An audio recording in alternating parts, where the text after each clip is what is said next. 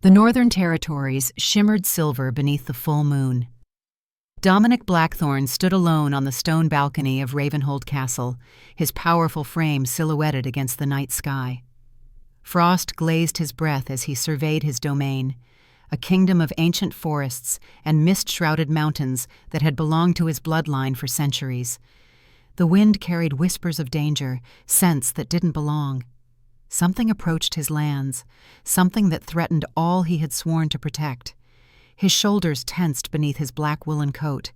Enhanced senses, honed through generations of selective breeding, detected minute changes in the air currents. The wolf inside him, the primal aspect that separated his kind from ordinary humans, stirred restlessly. It had been this way for weeks now, a foreboding that grew stronger with each passing night. Dominic closed his eyes, focusing on the distant howl of a wolf pack in the mountains. His pack, his responsibility. For 38 years he had carried the burden of leadership, watching as each generation of his kind grew slightly weaker, their gifts diminished.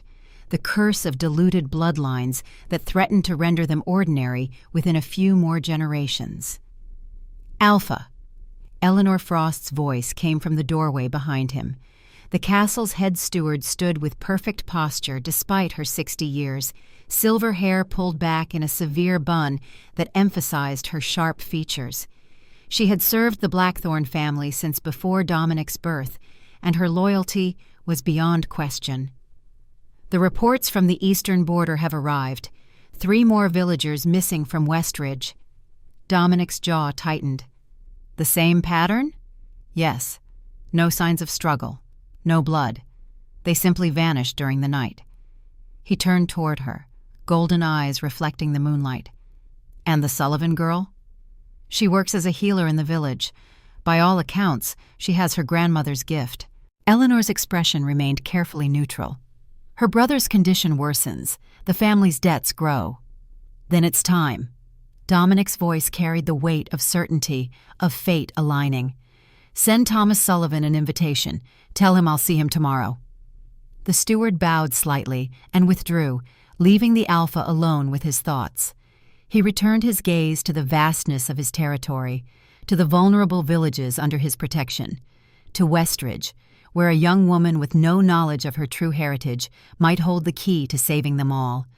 In the heart of Westridge Village, nestled in the shadow of ancient pines, Elara Sullivan moved through her small workshop with practiced efficiency.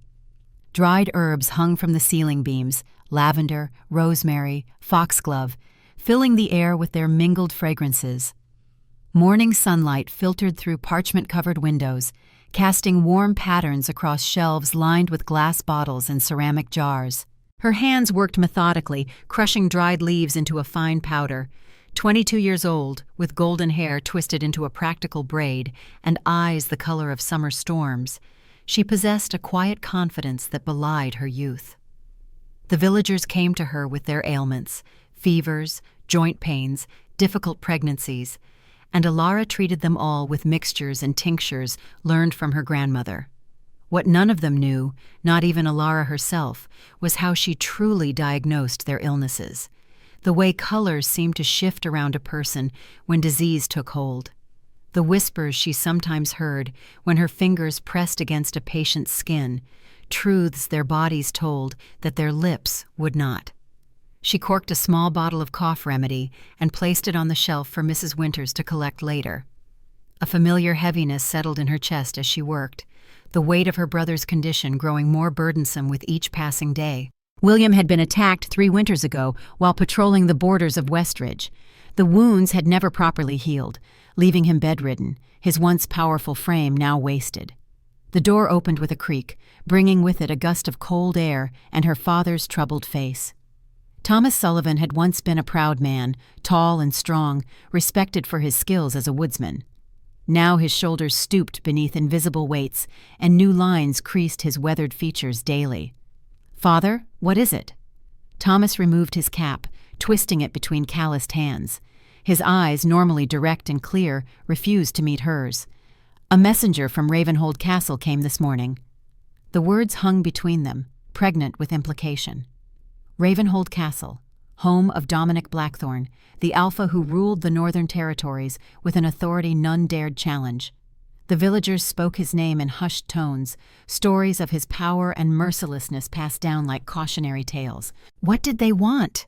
Alara asked, though some deep, intuitive part of her already sensed the answer, a cold dread spreading through her veins.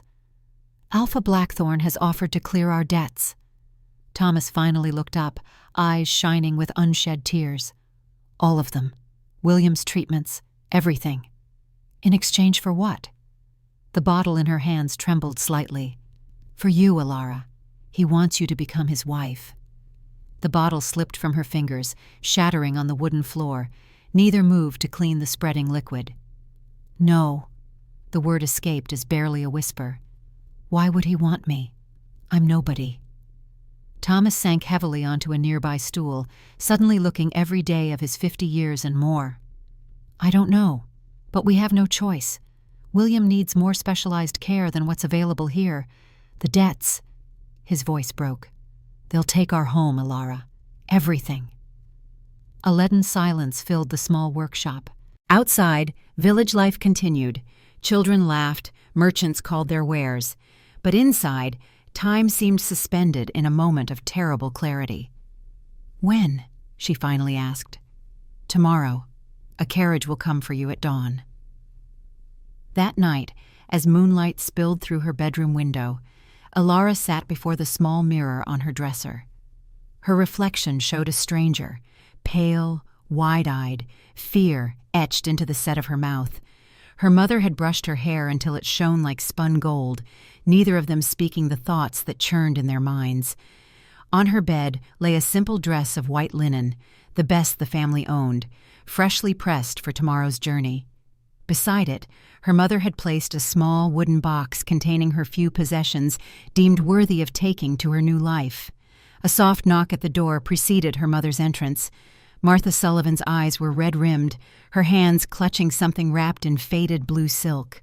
I have something for you, she said, voice strained with emotion. From your grandmother. Alara watched as her mother unwrapped the bundle, revealing two treasures, a silver brooch shaped like a howling wolf and a delicate necklace with a crescent moon pendant. She made me promise to give these to you when the time was right. Martha placed them in Alara's palm, closing her daughter's fingers around them. I think she somehow knew this day would come. Grandmother never spoke of Ravenhold or the Alpha, Alara said, studying the intricate details of the brooch. Why would she have these? Martha's gaze shifted away. There were many things Eleanor didn't speak of. Her past was complicated. Did she know him, Dominic Blackthorn? No, child. She knew his grandfather, long ago. Martha stroked Alara's hair, a gesture from childhood. Wear these tomorrow. They may offer protection when I cannot. After her mother left, Alara fastened the moon necklace around her throat.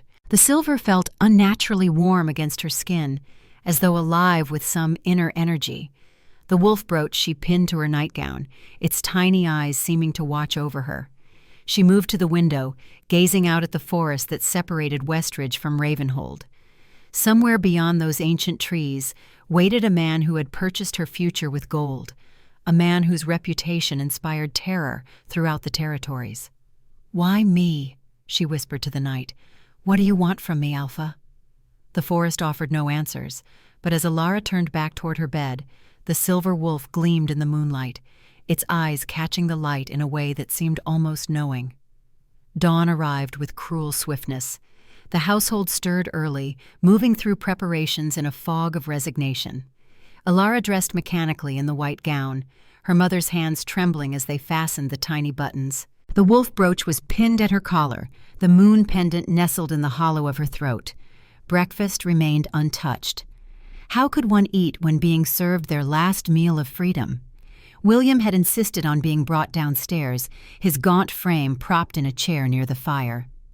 Once robust and full of life, Alara's older brother now resembled a ghost of himself, skin stretched thin over bones, eyes sunken but burning with anger. You don't have to do this, he said, when they were momentarily alone. We'll find another way. "There is no other way, Will. You know that." "Then I've failed you." His hand, once capable of wielding an axe for hours without tiring, trembled as it reached for hers. "A brother should protect his sister." Alara knelt beside his chair, squeezing his frail fingers. "And a sister protects her brother. This is my choice." It wasn't, not really, but the lie comforted them both. Outside, the crunch of wheels on gravel announced the arrival of her escort. Thomas went to the door, shoulders squared as though facing an execution. Martha hurriedly wiped her tears, attempting dignity in this final moment. The carriage was black and imposing, drawn by 4 midnight stallions whose breath steamed in the crisp morning air. Beside it stood a tall man in a driver's uniform, his features sharp and assessing as he surveyed the humble Sullivan home. "I've come for the girl," he announced without preamble. Alara stepped forward before her father could respond. "I'm ready." The driver's eyes narrowed slightly as they swept over her, lingering on the silver brooch and pendant. Something like recognition flickered across his features before disappearing behind a mask of indifference. "Say your goodbyes quickly. The Alpha doesn't like to be kept waiting." The parting was brief and agonizing. Martha clung to her daughter until Thomas gently pulled her away. William grasped Alara's hand one final time, slipping something into her palm, a small knife with a bone handle, his most treasured possession. "Keep it hidden," he whispered. "Use it if you must." Her father was the last to embrace her. As he held her close, his lips brushed her ear. "Remember who you are, daughter. Remember where you come from." His voice dropped even lower. "And know that this day was foretold long before your birth." Before Alara could question his cryptic words, the driver took her arm, steering her toward the carriage. She climbed inside, the plush velvet seats incongruously luxurious compared to the simple wooden furniture of her home. As the carriage pulled away, Alara pressed her face to the window, memorizing the sight of her family standing together in front of their cottage. They grew smaller with each turn of the wheels until the road curved and they disappeared entirely. "First time going to Ravenhold?" The driver's voice startled her. She hadn't realized he had joined her inside the carriage, leaving the horses to be guided by some unseen mechanism. "Yes," she answered, instinctively retreating into the corner of her seat. He studied her with unnerving intensity. "You're afraid of him, of the Alpha." It wasn't a question, but Alara nodded anyway. "They say he's cruel, that he rules through fear." The driver's laugh was harsh and unexpected. "Oh, child, they don't know the half of it." Ice formed in the pit of Alara's stomach. The man leaned forward, lowering his voice conspiratorially. "The stories you've heard about his strength, his ruthlessness, they're bedtime tales compared to the reality." He paused, watching her face pale. Then, unexpectedly, a smile cracked his severe expression. "Of course, those who truly know him might tell different stories altogether. The Alpha is many things. Dangerous, certainly, but simple cruelty? No, that's not his way." Confused by the contradictory assessment, Alara gathered her courage to ask a direct question. "Then what is his way?" The driver's eyes met hers, and for a moment she glimpsed something ancient behind them, something that didn't belong in a human face. Justice, protection, sacrifice. He settled back, his expression closing once more. "You'll understand soon enough." The carriage fell silent as they passed through dense forest. Alara caught glimpses of movement among the trees, shapes too large to be ordinary wildlife, too swift to clearly identify. Once, she could have sworn she saw a massive wolf keeping pace with the carriage, its fur silvered in patches of sunlight breaking through the canopy. The driver noticed her attention. "The Alpha's scouts. They've been watching your village for weeks." "Why?" "Because something hunts in these woods that shouldn't be here." His knuckles whitened on the reins. "Something that takes people in the night and leaves no trace." The missing villagers, 3 in the past month alone, vanished without explanation. Alara had helped search for them, brewing remedies for the search parties who returned exhausted and empty-handed. "You think the Alpha can stop it?" "I know he can." The driver's certainty was absolute. "If he has what he needs." The implication hung in the air between them. Alara fingered the crescent moon at her throat, a chill running through her that had nothing to do with the winter air. "What does he need?" she whispered. The driver's eyes dropped to her pendant, then to the wolf brooch. "Something that was lost. Something that belongs to his bloodline." His gaze lifted to meet hers directly. "Something that runs in your veins, Alara Sullivan, whether you know it or not." The trees began to thin, revealing a landscape transformed by recent snowfall. Rolling hills stretched toward distant mountains, their slopes dotted with pine and cedar. And there, rising from the highest point, stood Ravenhold Castle, a massive structure of gray stone and black slate, its towers stretching toward the sky like accusing fingers. The driver gestured toward the imposing sight. "Your new home." Home. The word felt like a lie. This fortress of stone and secrets could never be home. Yet as they drew closer, something stirred within Alara, an inexplicable sense of recognition, of belonging. Her fingers closed around the silver wolf brooch, feeling its edges press into her palm. "Tell me," she said, finding unexpected steadiness in her voice. "What does the Alpha truly want with me?" The driver's expression softened fractionally. "To restore what was broken, to fulfill a promise made generations ago." He nodded toward the castle looming ever larger in their path, and perhaps, though he would never admit it, to no longer stand alone. Alara absorbed his words, watching as Ravenhold's massive gates opened to receive them. Stone wolves guarded the entrance, their snarling faces worn smooth by centuries of wind and rain. "Will I ever see my family again?" she asked, the question that had burned inside her since dawn. The driver considered her for a long moment.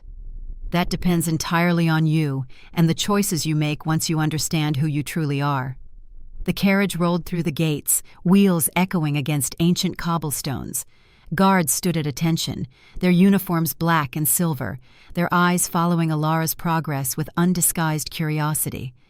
The central courtyard opened before them, dominated by a massive stone fountain where water flowed from the jaws of 3 wolves. Beyond it rose the main keep, a structure that seemed to have been hewn from the mountain itself. As the carriage came to a stop, Alara gathered the fragments of her courage. Whatever awaited her inside those stone walls, whatever fate Dominic Blackthorne had planned for her, she would face it with the dignity her grandmother had always taught her to maintain. The carriage door opened, revealing a tall, imposing woman with steel-gray hair and eyes like winter ice. Eleanor Frost, though Alara didn't yet know her name, extended a hand in formal welcome. "Miss Sullivan, the Alpha awaits you." Alara stepped from the carriage, the silver wolf and crescent moon catching the light. For an instant, the steward's composure faltered, her eyes widening in recognition. "Those symbols," she whispered. "Where did you get them?" "They were my grandmother's." Alara lifted her chin, finding strength in the connection to her beloved grandmother. "Eleanor Sullivan." The older woman's face paled visibly. "Eleanor Sullivan," she repeated softly. "So that's the name she chose." Before Alara could question her meaning, a shadow fell across them both. She turned to find a man standing at the castle entrance, broad-shouldered and commanding, his presence filling the space between them even from a distance. Dominic Blackthorne watched her with eyes the color of molten gold. The Alpha of Ravenhold had come to claim what he believed was his. And somewhere deep inside Alara, in a place she hadn't known existed, something ancient stirred in response, a power sleeping in her blood, awakening at last to the call of its own kind. Ravenhold Castle loomed against the winter sky, its ancient stone battlements defying both time and gravity. Alara stood in the massive courtyard, her white dress a stark contrast against the dark stone and iron that surrounded her. Eleanor Frost's hand rested lightly on her elbow, guiding her toward the central keep with practiced efficiency. The older woman's touch was gentle but firm, brooking no resistance. "The Alpha has prepared a chamber for you to refresh yourself before your formal presentation." Eleanor explained, her voice betraying no emotion. "You'll find appropriate attire waiting." Alara glanced down at her simple white dress, the finest her family owned, but clearly inadequate in this realm of wealth and power. "My clothes aren't suitable?" "For meeting the council, no." Eleanor's eyes softened fractionally. "The Alpha was specific about your comforts being attended to. You'll find everything you need." They passed through massive oak doors, reinforced with black iron, entering a grand entrance hall where tapestries depicting hunting scenes adorned the walls. Wolves featured prominently in each, silver beasts with golden eyes pursuing prey through ancient forests. The craftsmanship was exquisite, the threads catching the light from iron chandeliers suspended overhead. Guards stood at attention along the walls, their uniforms black with silver trim, eyes forward but clearly aware of the newcomer in their midst. Alara felt their curiosity like a physical sensation against her skin.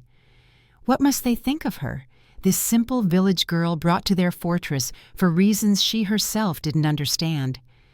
Eleanor led her up a sweeping stone staircase and down a series of corridors, each more ornate than the last.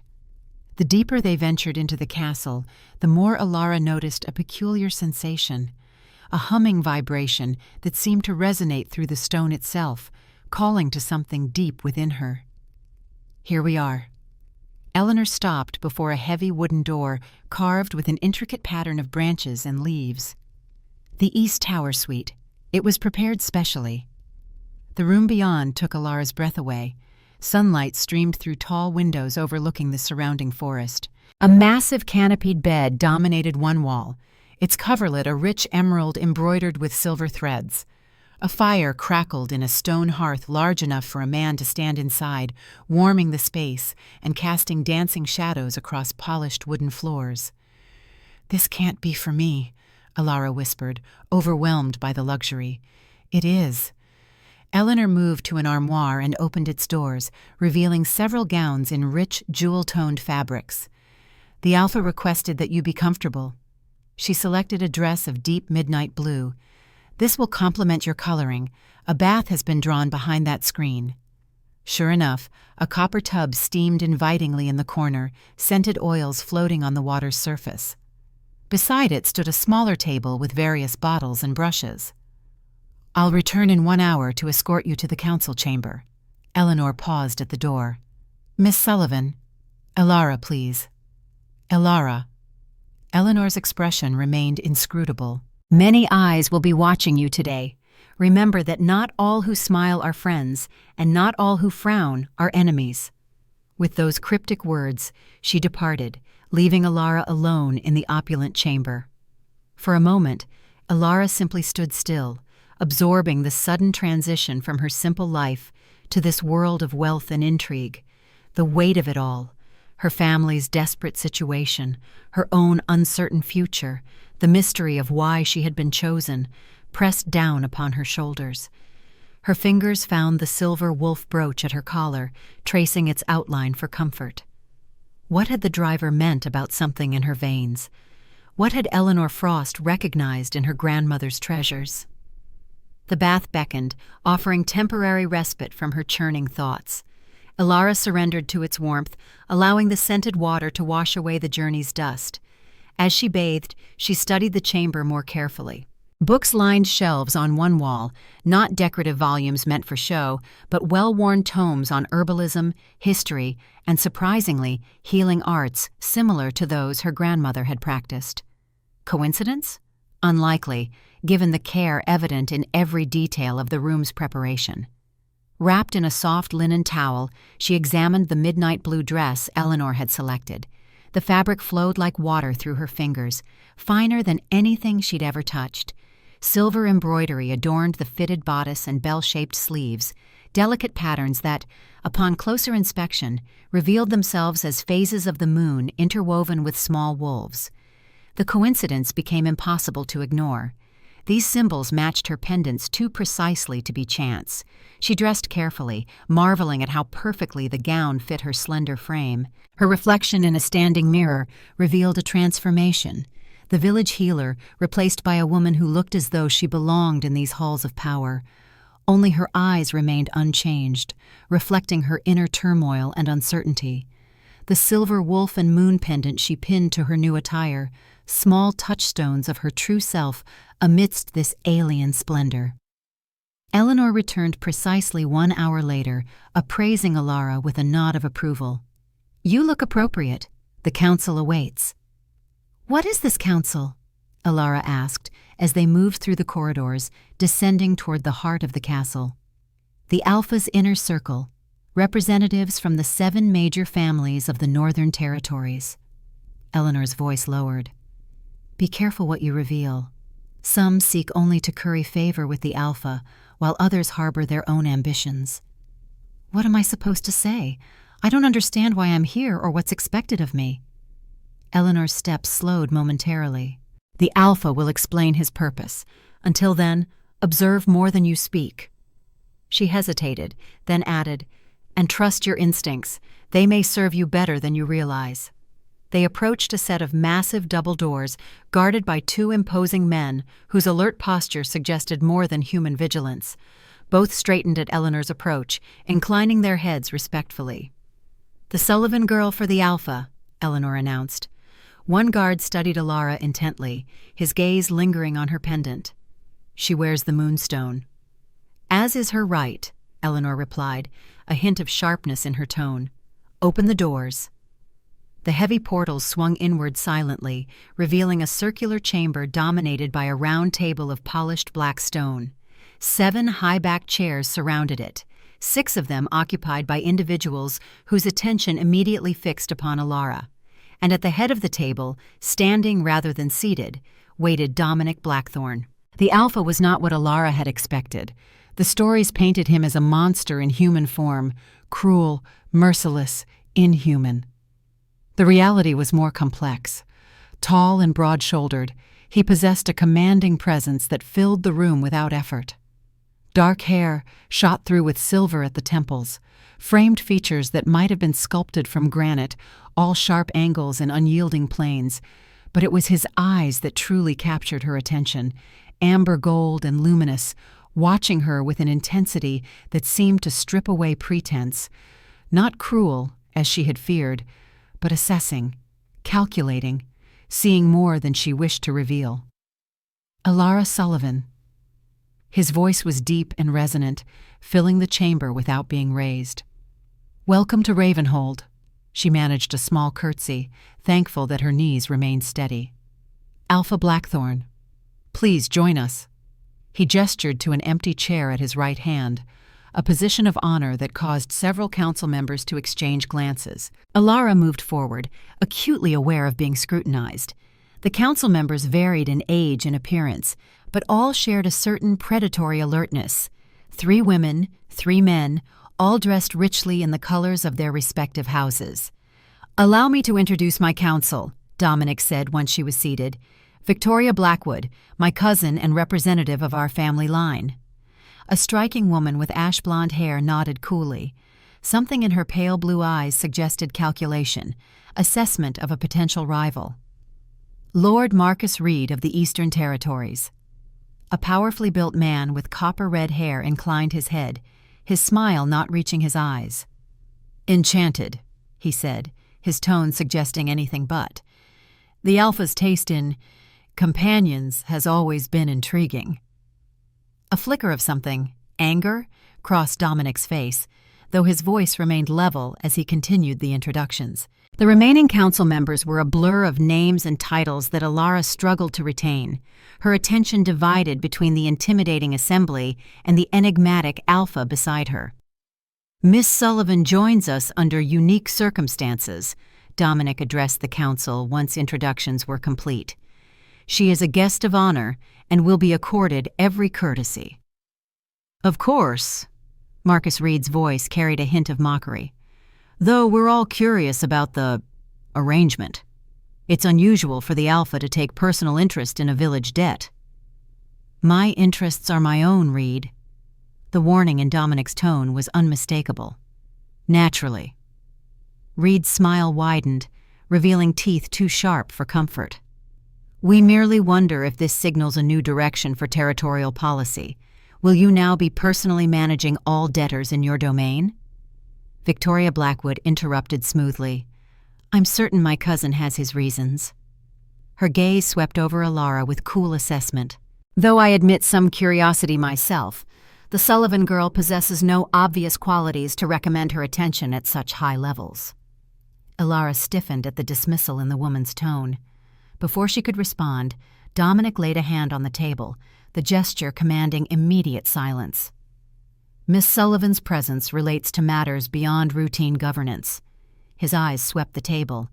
"Those with need to know will be informed at the appropriate time."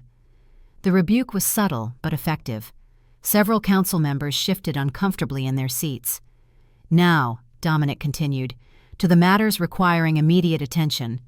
The disappearances in the western villages have increased, 3 more in the past week alone."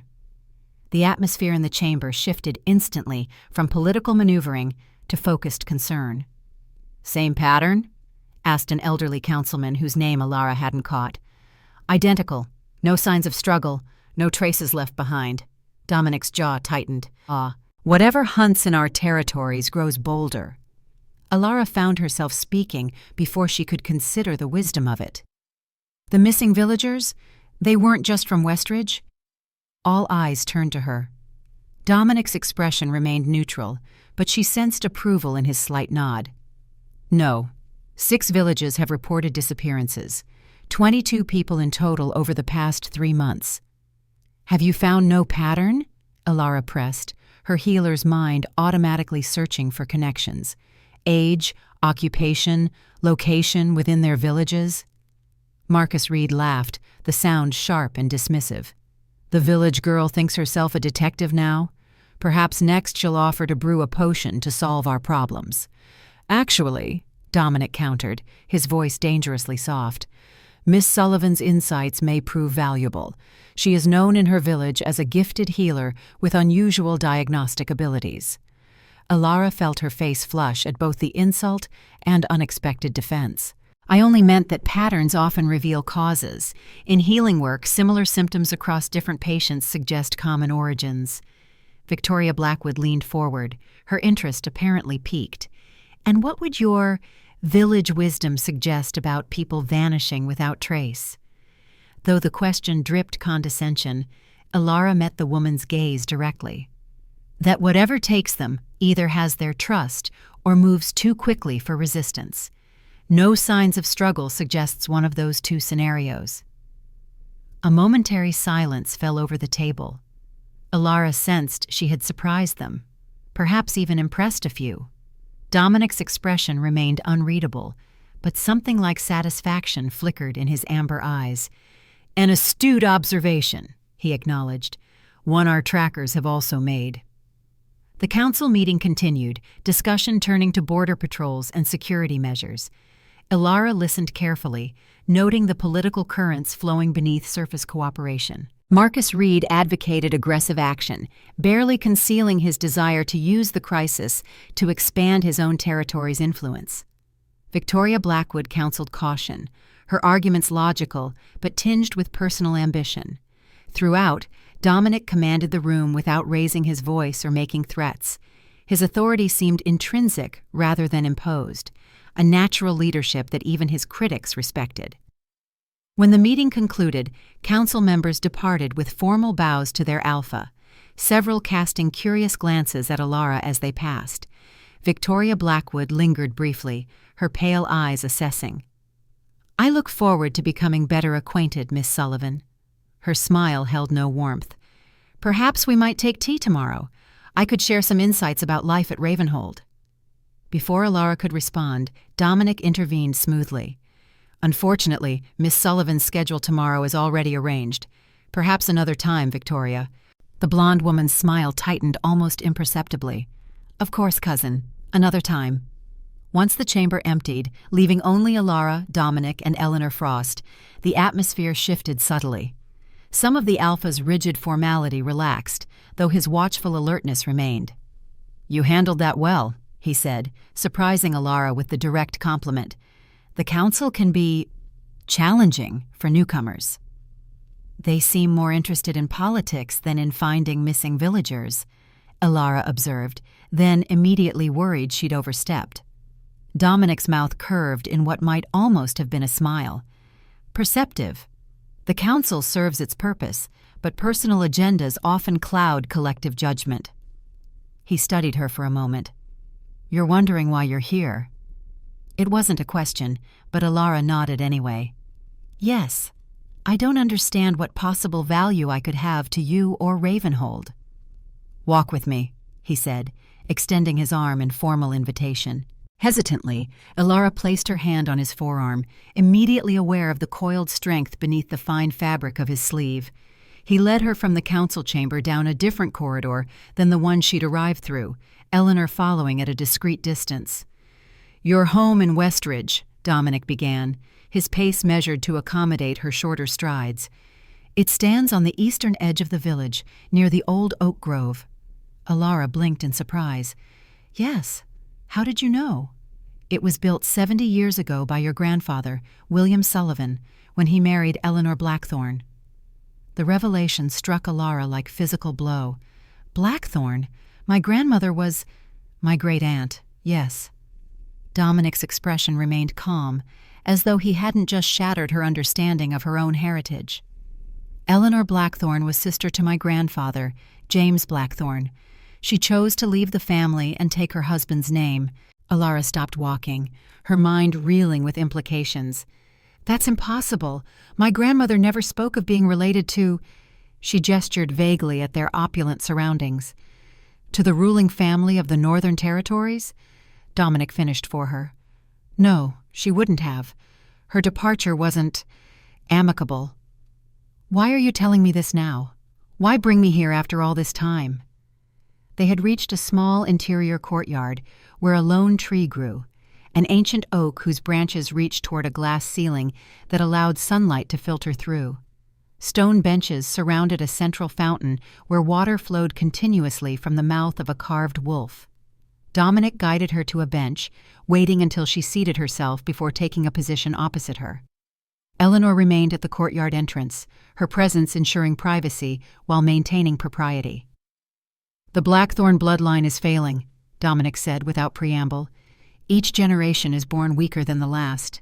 Abilities that once came naturally now require years of training to manifest, if they appear at all." Alara frowned. "Abilities? What abilities?" Instead of answering directly, Dominic nodded toward her throat. "The pendants you wear. Did your grandmother explain their significance?" Alara's hand went instinctively to the silver moon. "No. My mother gave them to me only yesterday. She said they were grandmother's." The wolf represents the Blackthorne line: strength, leadership, protection. His golden eyes fixed on the crescent moon. The moon represents a much rarer gift, one that appears perhaps once in 3 generations, the gift of the truth-seer. "I don't understand." "Don't you?" His gaze intensified. "Have you never known things you shouldn't be able to know? Sensed illness before symptoms appear? Recognized lies even when skillfully told?" A chill ran through Alara as he named experiences she had never shared with anyone. Her unexplainable insights, the strange colors she sometimes perceived around the sick, her uncanny ability to detect dishonesty. How could you possibly know that? "Because Eleanor had the same gift, as did my sister Catherine before her death." Something like pain crossed his features. "It's a rare manifestation of Blackthorne blood, the ability to perceive truth beyond ordinary senses." Alara struggled to process what he was suggesting. "Are you saying I have some sort of supernatural ability because my grandmother was a Blackthorne?" "I'm saying you've always had it, whether you recognized it or not." Dominic leaned forward slightly. "And now I need that ability. The disappearances plaguing our territories aren't random. Someone or something targets us specifically, someone who knows how to move unseen even by enhanced senses. And you think I can help find them? I'm just a village healer." "You are Blackthorne by blood," Dominic corrected firmly. "The last direct descendant of Eleanor's line, blood that has remained uncorrupted by the dilution affecting the rest of our family." The implication slowly dawned on Alara. So that's why you arranged to clear my family's debts. You want to use my supposed ability. In part, he acknowledged with surprising candor. But there's more. Much more. Dominic stood, moving to the ancient oak. He placed a hand against its trunk, his expression distant. Our kind faces extinction, Alara, not through violence or disease, but through gradual weakening of what makes us unique. The Council knows this, but refuses to acknowledge the severity. They believe careful breeding programs and traditional training will restore what's being lost. He turned back to face her. They're wrong. What does this have to do with me? Everything. His voice softened. The return of Eleanor's bloodline was foretold 3 generations ago by the last great seer. When the moon returns to the wolf, strength will flow once more. Alara felt overwhelmed by revelations coming too quickly to process. Her entire identity, her understanding of her family and herself, crumbled beneath these new truths. So I'm what? An experiment? A breeding project to restore your family's power? Anger flared, hot and unexpected. Is that why you demanded me as payment? To use me like some prized mare? Something dangerous flashed in Dominic's eyes, a reminder that beneath his civilized exterior lurked something wild and powerful. Then, surprisingly, his expression softened. No, that was never my intention. He returned to the bench, though he maintained a respectful distance. The traditional solution would indeed be marriage, the rejoining of bloodlines. But I will not force such a bond. That path leads only to resentment and ultimately failure. Relief washed through Alara, followed by confusion. Then what do you want from me? Partnership, he said simply. Your abilities combined with mine might be enough to face what's coming. In return, your family receives protection and prosperity. Your brother gets the specialized care he needs. And if I refuse? Then I honor that choice. Your debts remain cleared, and you may return to your village under my protection. His expression remained serious. But I hope you won't refuse, not until you understand the full scope of what's at stake. The sincerity in his voice gave Alara pause. For all the manipulation involved in bringing her to Ravenhold, she sensed no dishonesty in him now. Whatever his motivations, Dominic Blackthorne believed genuinely in the importance of what he proposed. Before she could respond, a commotion erupted in the corridor beyond. Eleanor stepped aside as a guard rushed into the courtyard, his expression urgent. Alpha, he bowed hastily. Forgive the interruption. Riders have arrived from the Reed territories with reports of an attack. Lord Marcus requests your immediate attention. Dominic's demeanor shifted instantly from contemplative to commanding. Where? The council chamber, sir. The entire council has reassembled. With a nod, Dominic dismissed the guard, then turned back to Alara. We must continue this discussion later. Will you accompany me? This may provide insight into what we face. The invitation surprised her. You want me at a security briefing? I want your perspective. His eyes held hers. Your insights earlier were valuable. Perhaps you'll notice something others miss. The request acknowledged her as a potential ally rather than a possession. Something in that recognition resonated with Alara's independent spirit. Very well, she agreed. They returned to the council chamber, where tension had replaced the earlier political maneuvering. Marcus Reed stood at the table's head, his face flushed with either exertion or anger. Ah, the Alpha returns, Reed remarked, his tone barely civil. With his village prize, I see. Dominic ignored the provocation. Report, Reed. What's happened? My border village of Oak Ridge was attacked last night. 3 dead, 2 missing. My men tracked the culprits to the river border with your territory. Reed's accusation hung unspoken, but clear. You believe the attackers came from my lands? Dominic's voice remained controlled. The tracks led directly to your southern forests. Reed slammed a fist on the table. For months these disappearances have plagued the territories, and for months you've done nothing but talk. Victoria Blackwood intervened smoothly. Surely you don't suggest the Alpha is responsible for these attacks, Lord Reed? I suggest, Reed growled, that something predatory moves freely through Blackthorn lands without consequence. Either the Alpha cannot control his territory, or he chooses not to. The council erupted in angry voices, accusations and defenses flying. Alara watched the exchange with growing unease. Reed's anger seemed too performative, his outrage too calculated. And something about the timing struck her as suspicious, immediately following her private conversation with Dominic. She studied Reed carefully as the argument continued. There, a slight smile when he thought no one was watching. The satisfaction of someone whose plan unfolds as intended. Without conscious thought, Alara reached for the moon pendant at her throat. It pulsed warmly against her fingers, and suddenly her perception shifted. Colors bloomed around Marcus Reed, predominantly red with slithering tendrils of black that extended toward other council members. Lies, deception, hidden purpose. Disturbed by this unexpected sensory shift, Alara dropped her hand from the pendant. The colors faded, but her certainty remained. Reed was manipulating this situation for his own ends. She leaned toward Dominic, who had remained silent during the heated exchange. "He's lying," she whispered, "or at least concealing something important." Dominic gave no indication of having heard her, yet a moment later he raised a hand, silencing the council with that simple gesture. "Enough," he said, voice quiet, but carrying immense authority. "Lord Reed, you claim tracks led from the attack to my territory. Yet your men reported this incident occurred last night, during the new moon, when tracking would be difficult at best." Reed's confident expression faltered momentarily. "My trackers are skilled, indeed, yet they traversed 30 miles of difficult terrain, identified specific tracks among many, and reached Ravenhold before midday?" Dominic's eyebrow rose slightly. "Impressive efficiency." Victoria Blackwood leaned forward, her political instincts sensing weakness. "Perhaps Lord Reed received his information through other means he hasn't shared with the council." Reed's face darkened. "Are you questioning my honor, Lady Blackwood?"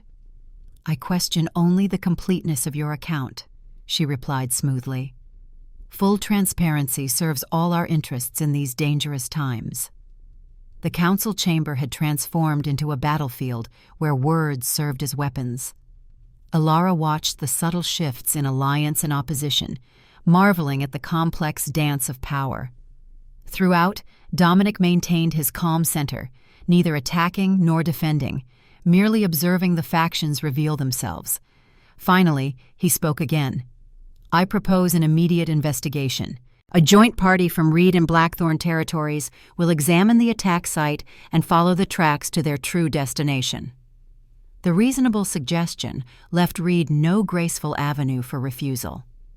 "Agreed," he said tightly. "My men stand ready." "As do mine." Dominic rose, signaling the meeting's conclusion. "We depart within the hour." As council members filed out, Dominic turned to Alara. "You saw something during that exchange." It wasn't a question. She nodded, still unsettled by the experience. "He's hiding something. I can't explain how I know, but—" "You don't need to explain." His expression held new respect. The gift manifests differently for each truth-seer. For some, colors reveal deception. For others, sounds or sensations. "It's never happened so clearly before," Alara admitted. "The pendant seemed to amplify something. The moonstone is more than decoration. It's a focus, crafted specifically for those with your ability." And he glanced toward the departing council members. "Reed is indeed concealing something. The question is what and why." "You're leaving to investigate?" Alara felt suddenly uncertain about remaining in Ravenhold without Dominic's presence.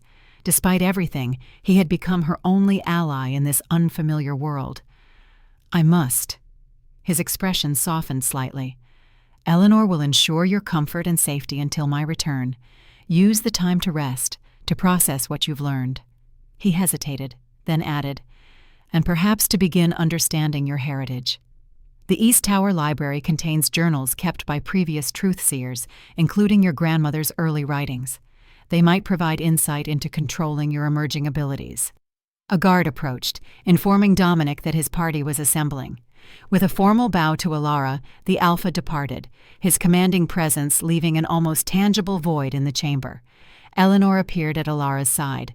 "Come, you've had enough excitement for your first day at Ravenhold." As they walked back toward the East Tower, Elara struggled to organize her turbulent thoughts. In the space of a single day, her entire understanding of herself had been upended. She was not simply Alara Sullivan, village healer. She was Blackthorn by blood, possessor of abilities she'd barely begun to comprehend. "Did you know my grandmother?" she asked Eleanor suddenly. The older woman's step faltered momentarily. "Yes, we were acquainted in her youth." "What was she like then, before she left all this behind?" Eleanor considered the question carefully. "Determined, compassionate, unwilling to accept the limitations others placed upon her." A ghost of a smile touched her lips, much like her granddaughter appears to be. They reached the East Tower suite, where Eleanor paused at the threshold. "The Alpha values your insights, Miss Sullivan. That is rare and significant. Few earn his respect so quickly." "I'm not sure what I've done to deserve it. You spoke truth when others offered manipulation. That alone sets you apart in these halls." Eleanor's expression turned serious.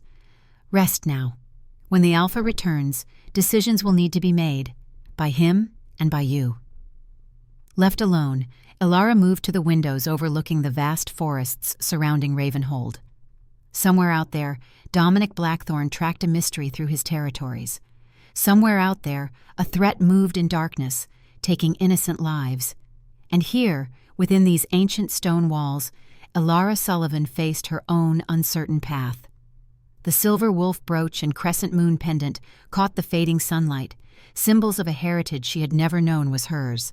Whatever came next would transform her forever. The simple village healer was already becoming someone, something else. The only question remaining was whether she would embrace that transformation or fight against the current of destiny pulling her inexorably forward. The moon would rise soon, bringing with it the night. Elara touched the crescent pendant at her throat and made a silent promise to herself. Before the next full moon, she would discover the truth. About her grandmother, about Dominic Blackthorn's true intentions, and about the mysterious power awakening in her blood. Night descended on Ravenhold Castle, bringing with it a profound silence that seemed to seep through the ancient stone walls. Elara stood at the window of the East Tower suite, watching as torches were lit along the castle's perimeter, small beacons of light pushing back against the encroaching darkness. Dominic and his investigation party had departed hours ago, leaving her alone with her thoughts and newfound knowledge. Sleep eluded her despite the luxurious bed and physical exhaustion. Her mind refused to quiet, replaying the day's revelations in an endless loop. Blackthorn blood, truth-seer abilities, a destiny foretold generations before her birth. It was too much to absorb, too fantastical to accept without question. And yet, she couldn't deny the strange perceptions she'd experienced during the council meeting, the colors surrounding Marcus Reed, the absolute certainty of his deception. Such clarity had never come to her before, at least not so vividly. Was it the pendant, the castle itself, or simply the awakening of something that had always been dormant within her? With a sigh, Elara abandoned her vigil at the window. If sleep wouldn't come, perhaps answers might. Dominic had mentioned her grandmother's journals in the East Tower library. Finding them seemed as good a use of her restless hours as any. She lit a small oil lamp and ventured into the corridor. The castle slumbered around her, though she occasionally glimpsed guards making their rounds, nodding respectfully as she passed. They made no move to stop her explorations, suggesting Dominic had given orders regarding her freedom of movement. The library wasn't difficult to locate. Massive double doors carved with the now familiar tree motif stood at the end of the corridor adjacent to her chambers. They opened silently to her touch, revealing a circular room lined with shelves that reached toward a domed ceiling. Moonlight streamed through a skylight of leaded glass, illuminating the center of the space where a large table held maps and open books. Elara raised her lamp, its glow revealing thousands of leather-bound volumes organized in sections. Where to begin? Her grandmother's journals could be anywhere among this wealth of knowledge. She wandered the perimeter, fingers trailing along spines, searching for anything that might guide her. Near the back, a small alcove contained a collection of slimmer volumes bound in blue leather with silver edging. Each bore a date, rather than a title, spanning decades. The earliest volume caught her eye, its cover worn smooth by frequent handling, its pages yellowed with age. When she opened it, the handwriting inside struck her with immediate familiarity. She'd seen it before, in the margin notes of her grandmother's herbalism texts, property of Eleanor Blackthorne, truth-seer of the Northern Territories. Her heart quickened. Here was tangible proof of everything Dominic had claimed. Her fingers trembled slightly as she carried the journal to the central table, arranging her lamp to cast its light across the pages. The journal began with Eleanor as a young woman of 17, newly recognized as a truth-seer, documenting her training and experiences. The formal, somewhat stiff writing of the early entries gradually gave way to more personal reflections. Elara found herself drawn into her grandmother's world, so different from the elderly woman she had known, yet recognizable in her thoughtfulness and determination. One passage in particular captured her attention. The burden of seeing what others cannot, or will not, see weighs heavily today. Lord Harlow presented his case to the council with such conviction that even Father was swayed, yet the colors surrounding him spoke clearly of deception, not malicious perhaps, but self-serving. When I spoke my truth, the council was forced to reconsider their decision. Lord Harlow will not forgive me for this public contradiction. Another powerful man made enemy by nothing more than honesty.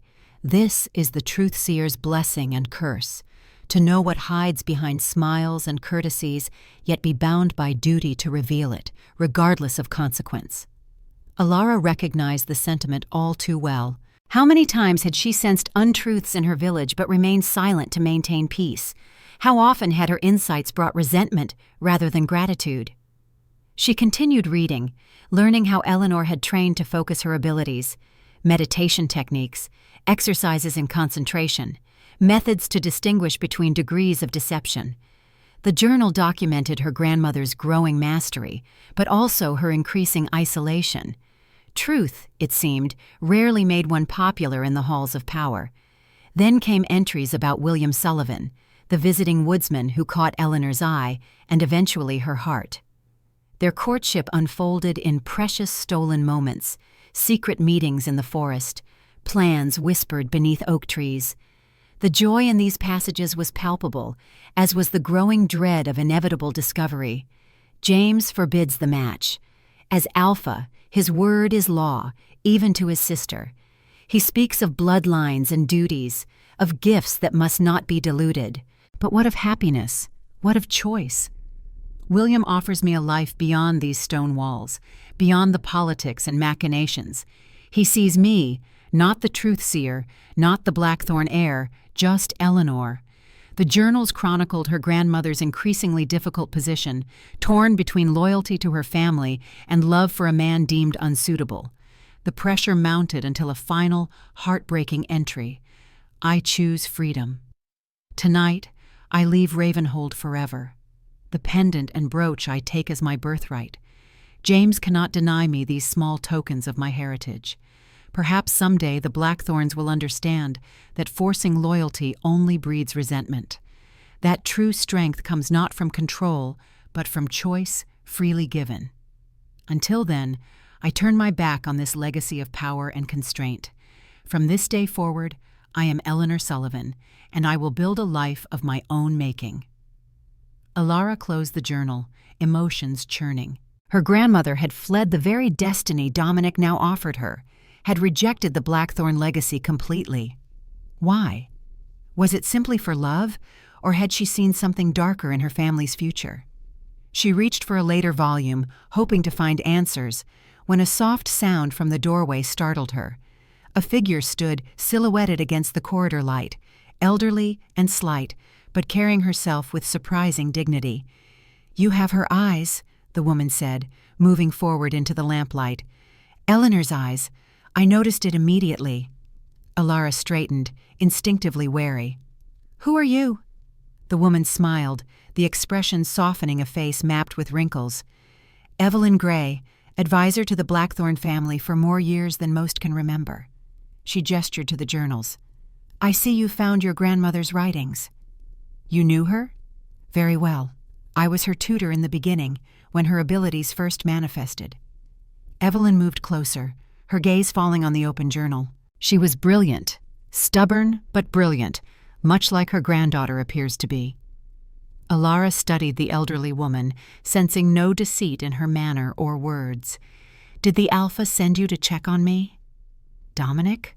Evelyn chuckled. No, my dear. Dominic doesn't send me anywhere. I come and go as I please, one of the few privileges of advanced age in these halls. She lowered herself into a chair opposite Alara. I came because I sensed your awakening.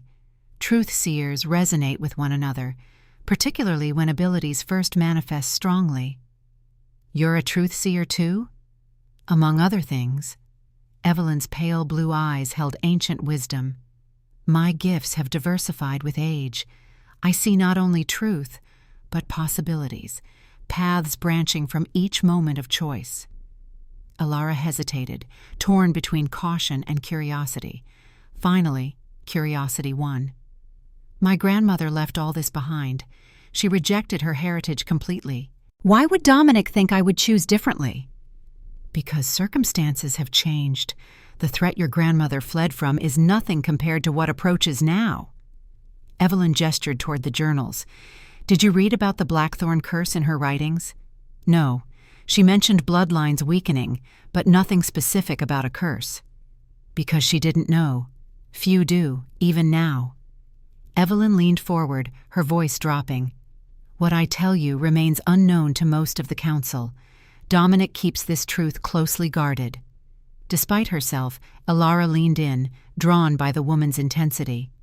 What truth? The Blackthorn bloodline isn't weakening through natural dilution or breeding. It's being systematically attacked from within.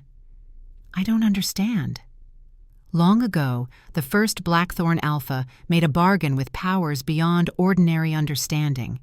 In exchange for enhanced abilities, strength, speed, healing, specialized gifts like yours, he accepted a counterbalance, a darkness that would grow stronger as the generations passed, eventually threatening to consume what it had once empowered. Alara frowned, skepticism warring with the strange certainty that Evelyn spoke truth. What kind of darkness? A hunger, a corruption that turns strength to cruelty, protection to domination. Evelyn's gaze grew distant. The early signs have appeared in each generation: increased aggression, diminished empathy, growing obsession with power. Most alphas recognized these tendencies and fought against them, but each generation fights a harder battle. And Dominic? Dominic battles it daily. Evelyn's expression softened with something like admiration. He maintains control through iron discipline, but the effort costs him. The coldness you perceive in him, the detachment, is not natural temperament, but necessary restraint. Alara thought back to their interactions, to the careful distance Dominic maintained, the tight control he exerted over every word and gesture. She had interpreted it as arrogance or indifference. Could it instead be containment? What does this have to do with me? She asked, though part of her already suspected the answer. Your grandmother possessed a rare variant of the truth-seer gift, one that could perceive not just external deceptions, but internal corruption, the ability to see darkness taking root, and more importantly, to cleanse it. Evelyn tapped the journal. She never fully developed this aspect of her abilities before leaving Ravenhold, but the potential was documented by her tutors. And Dominic believes I've inherited this specific variant? He hopes, Evelyn corrected gently. The disappearances plaguing our territories aren't random attacks, Alara. They're symptoms of the curse accelerating. Someone or something feeds the darkness, strengthening it. Without intervention, the Blackthorn line will either fail entirely or transform into something monstrous within another generation. The weight of what Evelyn suggested pressed down on Alara's shoulders. So I'm meant to be what? Savior of the Blackthorn bloodline? That's insanity. I'm a village healer, not some prophesied champion." "Perhaps both." Evelyn smiled slightly. "The greatest strengths often come disguised as ordinary lives until necessity reveals them." Alara stood, pacing the library's perimeter as she processed this new information. "Even if I believed this, all of it, why would I help? The Blackthorns have given me nothing but a debt-free family and an unwanted betrothal." "Have they given you nothing more?" Evelyn asked softly. "Not understanding of your differences? Not explanation for the insights that set you apart? Not heritage and history where before was only mystery?" The words struck uncomfortably close to truth. All her life, Alara had felt different, gifted in ways she couldn't explain, burdened by perceptions others didn't share. Her grandmother had been her only true connection, the only person who seemed to understand without explanation. "Your abilities will continue to strengthen, whether you embrace them or not," Evelyn continued. "But unguided, they may overwhelm you. Truth-seers who reject their gifts often lose the boundary between others' deceptions and their own thoughts. Paranoia, isolation, sometimes madness follow." "Is that what happened to Catherine? Dominic mentioned his sister had abilities like mine." A shadow crossed Evelyn's face. "Catherine's story is Dominic's to share, not mine. But yes, her abilities manifested powerfully, but without proper guidance." "And what happened to her?" "She was lost to us." Evelyn's tone suggested finality. "A tragedy Dominic carries with him daily." Silence fell between them as Alara absorbed this information.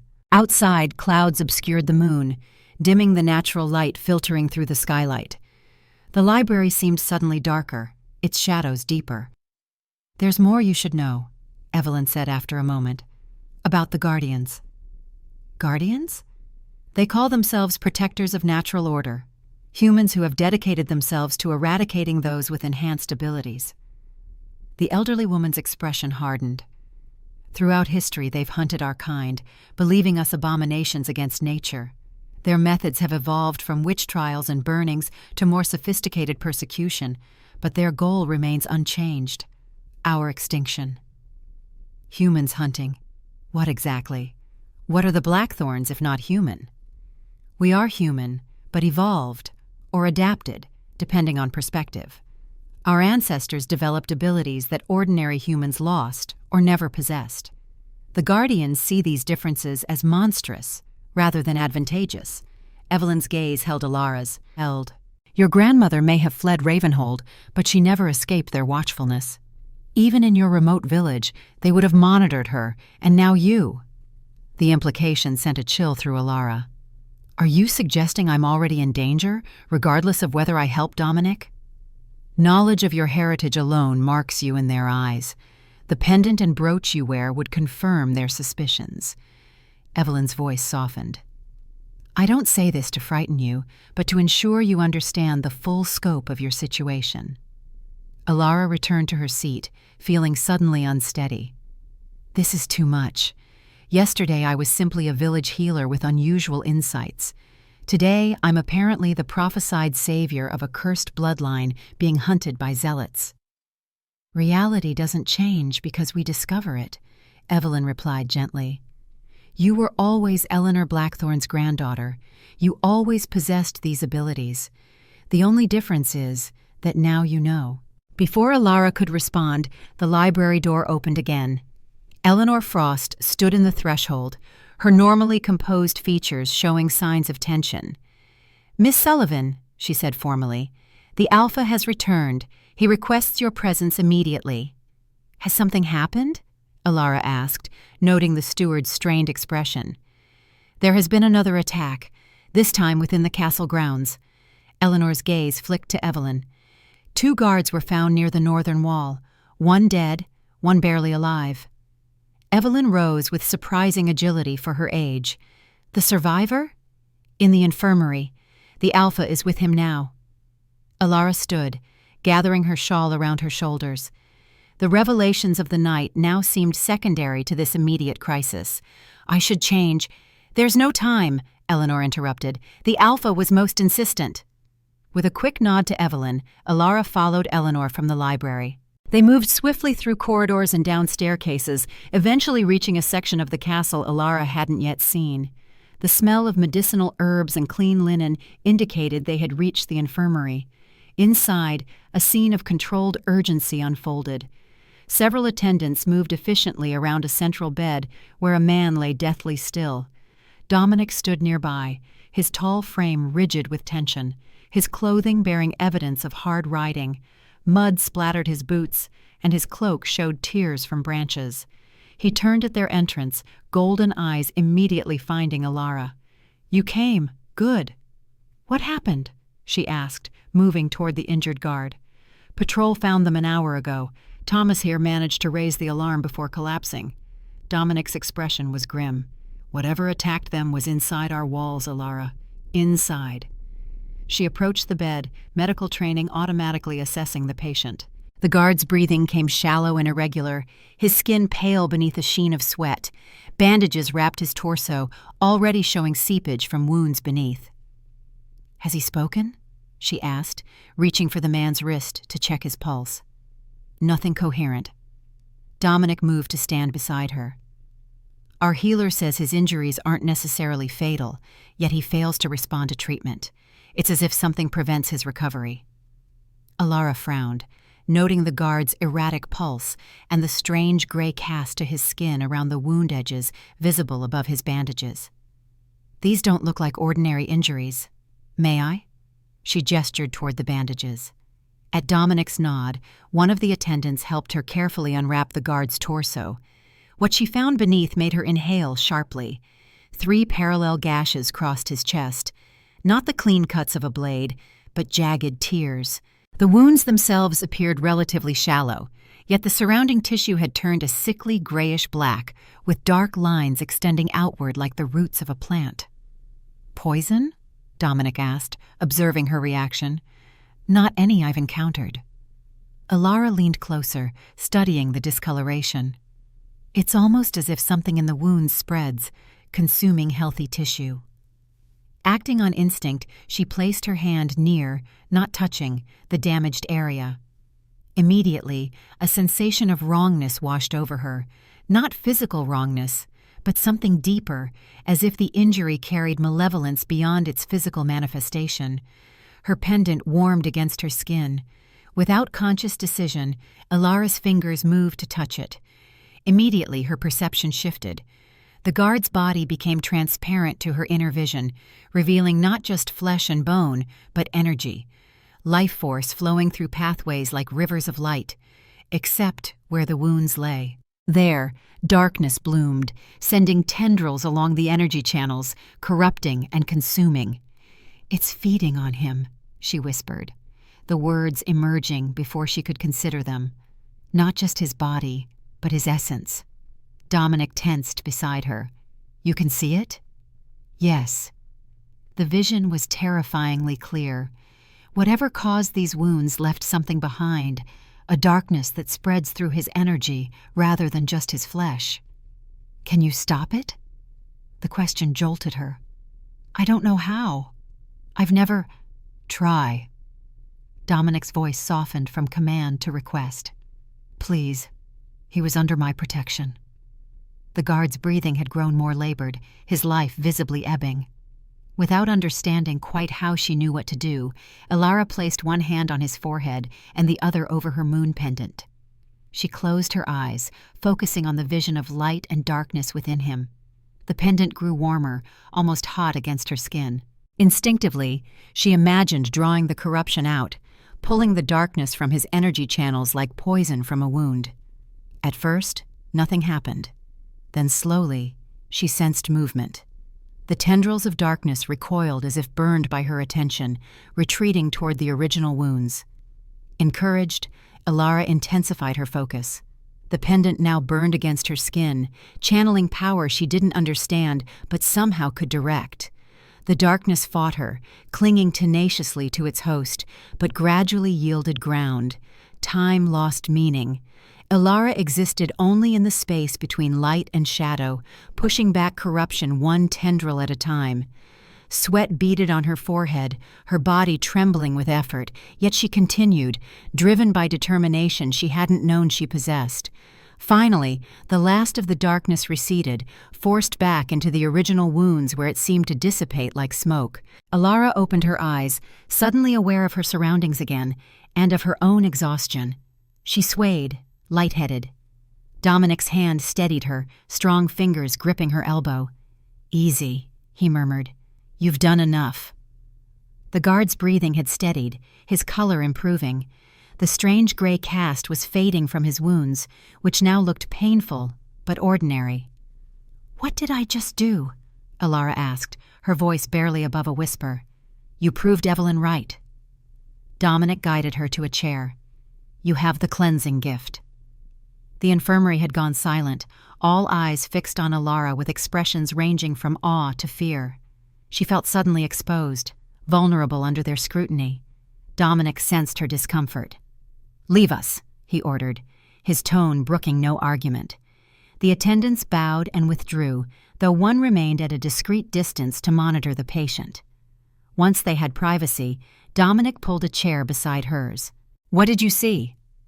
Alara struggled to articulate the experience. It was like shadows alive within him, feeding on his life energy. Not physical exactly, but not entirely separate from his body either. "And you pulled it out? Destroyed it?" "I think so. I'm not sure it was destroyed. More like driven away." She pressed a hand to her forehead, fatigue making coherent thought difficult. "What was it?" Dominic's expression darkened. "A manifestation of what Evelyn likely told you about. The curse. The darkness." He glanced toward the recovering guard. "It's never attacked like this before. Not directly. Not within our walls." "You knew about these attacks elsewhere?" "Suspected. The disappearances followed a pattern. Always those with some connection to families with enhanced abilities, even distant ones." His jaw tightened. "But to strike here, at the heart of Blackthorn territory—" "It's escalating," Alara concluded. "Whatever this curse is, it's growing stronger, bolder." "Yes." Dominic's golden eyes studied her with new intensity. "And now we have confirmation that you can counter it.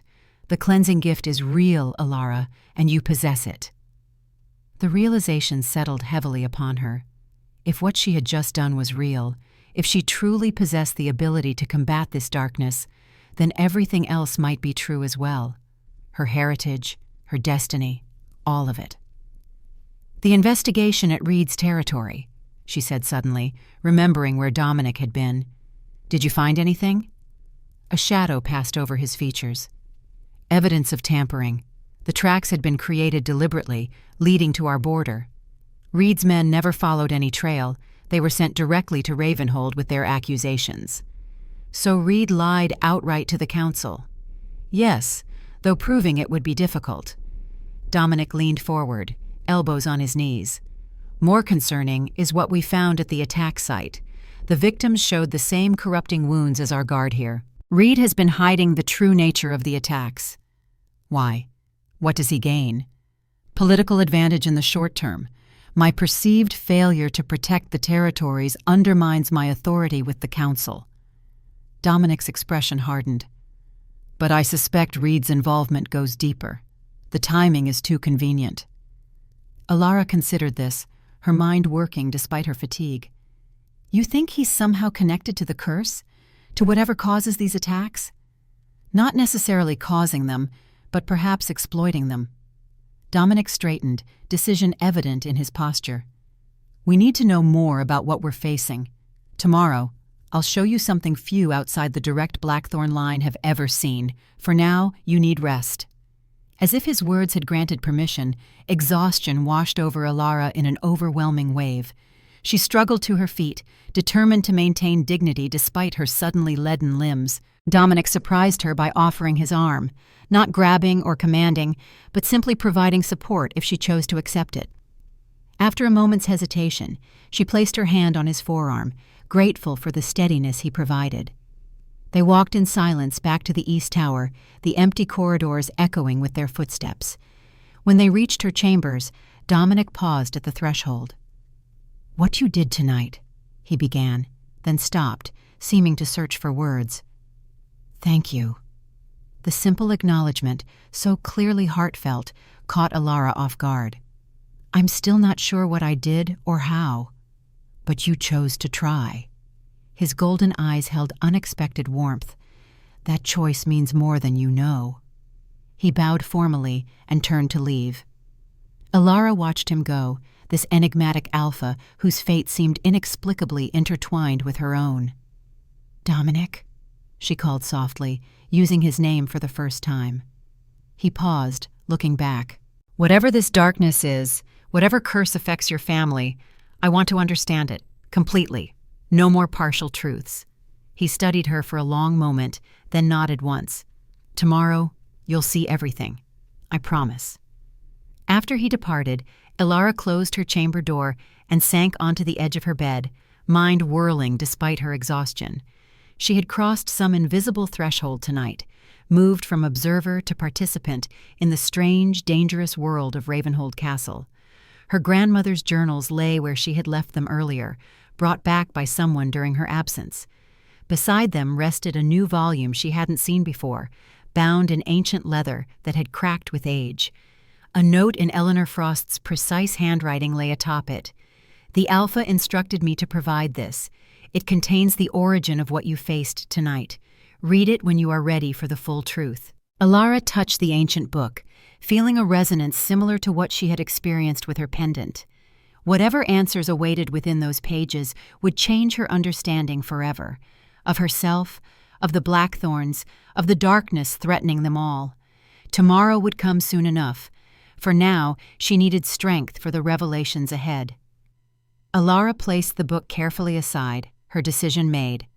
When morning came, she would face whatever truths Dominic revealed, not as a village healer thrust into circumstances beyond her control, but as Eleanor Blackthorn's granddaughter, embracing the heritage that had always been hers. The last thought that crossed her mind before sleep claimed her was simple but profound. Some choices, once made, transform not just our future, but our understanding of our past. She was not becoming someone new, but rather discovering who she had always been. Dawn cast long shadows across Ravenhold Castle as Alara woke in her East Tower chamber. Her mind immediately returned to the events of the previous day, the revelation of her Blackthorn heritage, the demonstration of her cleansing ability with the injured guard, the strange sensations when touching her pendant. She rose, moving to the window to observe the castle awakening below. Guards changed positions along the walls, servants hurried across courtyards with supplies, and somewhere distant, hounds bayed eagerly at the prospect of a morning hunt. Despite its imposing exterior, Ravenhold functioned like a village unto itself, centuries of tradition reflected in its daily rhythms. A soft knock announced the arrival of a young maid carrying breakfast and a sealed note. "Good morning, Miss Sullivan. The Alpha requested this be delivered upon your waking." Alara thanked her, waiting until the door closed before breaking the wax seal bearing the Blackthorn crest. "Meet me at the North Tower entrance after you've eaten. Dress warmly. Your family has arrived and awaits you in the East Wing guest quarters. D. Blackthorn." His family was here? The revelation startled her. She had imagined months might pass before seeing them again, yet apparently Dominic had arranged their arrival overnight. Whether this constituted protection or gentle imprisonment remained to be seen. Alara dressed quickly in the warm clothing provided, sturdy wool trousers beneath a practical dress, boots lined with fur, and a heavy cloak. Everything fit perfectly, another reminder of how thoroughly her coming had been anticipated. Finding the North Tower proved simpler than expected. The castle's layout followed clear organizational principles, 4 towers marking cardinal directions with the central keep binding them together like a wheel's hub. Dominic waited at the base of a narrow staircase, dressed practically in dark trousers, a heavy wool shirt, and leather jerkin that emphasized his powerful build. A sword hung at his hip, its hilt worn from genuine use rather than ornamental display. "You slept well?" he asked, golden eyes assessing her condition with surprising concern. "Better than expected. You sent for my family?" "A precaution." His expression remained carefully neutral. "If you're to play a significant role here, your family could become either leverage or targets. Better to have them under my direct protection." The logic was sound, if somewhat ruthless. Still, knowing her family was near lifted a weight she hadn't fully acknowledged. "Thank you," she said simply. "I'd like to see them soon. After our business in the North Tower, what I'm about to show you is known only to the direct Blackthorn line and our most trusted advisors." Dominic produced an iron key, unlocking a heavy door at the stairway's base. The narrow spiral beyond was illuminated by oil lamps set in wall sconces, the air growing colder as they ascended. At the top, another door awaited, this one reinforced with bands of silver rather than iron. "Before we enter," Dominic said, turning to face her directly, "I want your word that what you see remains between us, not for my protection, but for yours. Knowledge can be dangerous to those unprepared for its implications." The seriousness in his tone gave Alara pause. "I give you my word," she replied after careful consideration, "unless sharing the information would prevent immediate harm to others." A flicker of approval crossed his features. "A prudent qualification. I accept it." The key turned with a heavy click, revealing a circular chamber filled with ancient artifacts, weapons, jewelry, containers of various designs, all emanating a palpable sense of age and significance. At the center stood a pedestal of black marble supporting a glass case. "The Blackthorn Archive," Dominic explained. "Every significant artifact from our family's history preserved for future generations." Alara moved slowly around the perimeter, drawn to the collection's strange power. She recognized items similar to her pendant and brooch, silver jewelry marked with wolves, moons, and trees, alongside unfamiliar relics.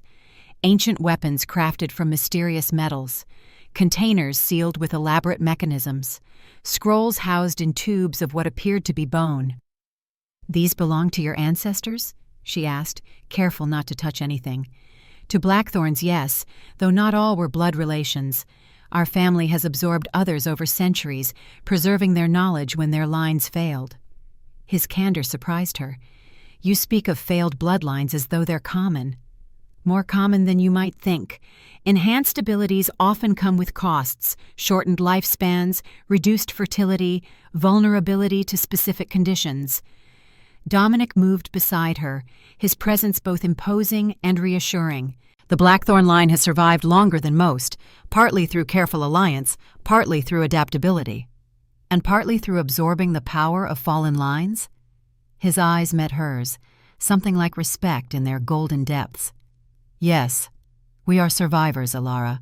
Sometimes by noble means, sometimes by necessary ones." He guided her toward the central pedestal where the glass case contained a single object, a dagger unlike any she had seen. Its blade shifted between silver and steel, depending on how light struck it, the hilt carved from yellowed bone wrapped in cracked leather that had been repaired multiple times. "The Covenant blade," Dominic said, his voice taking on formal quality. "The physical manifestation of the bargain that created the Blackthorn line.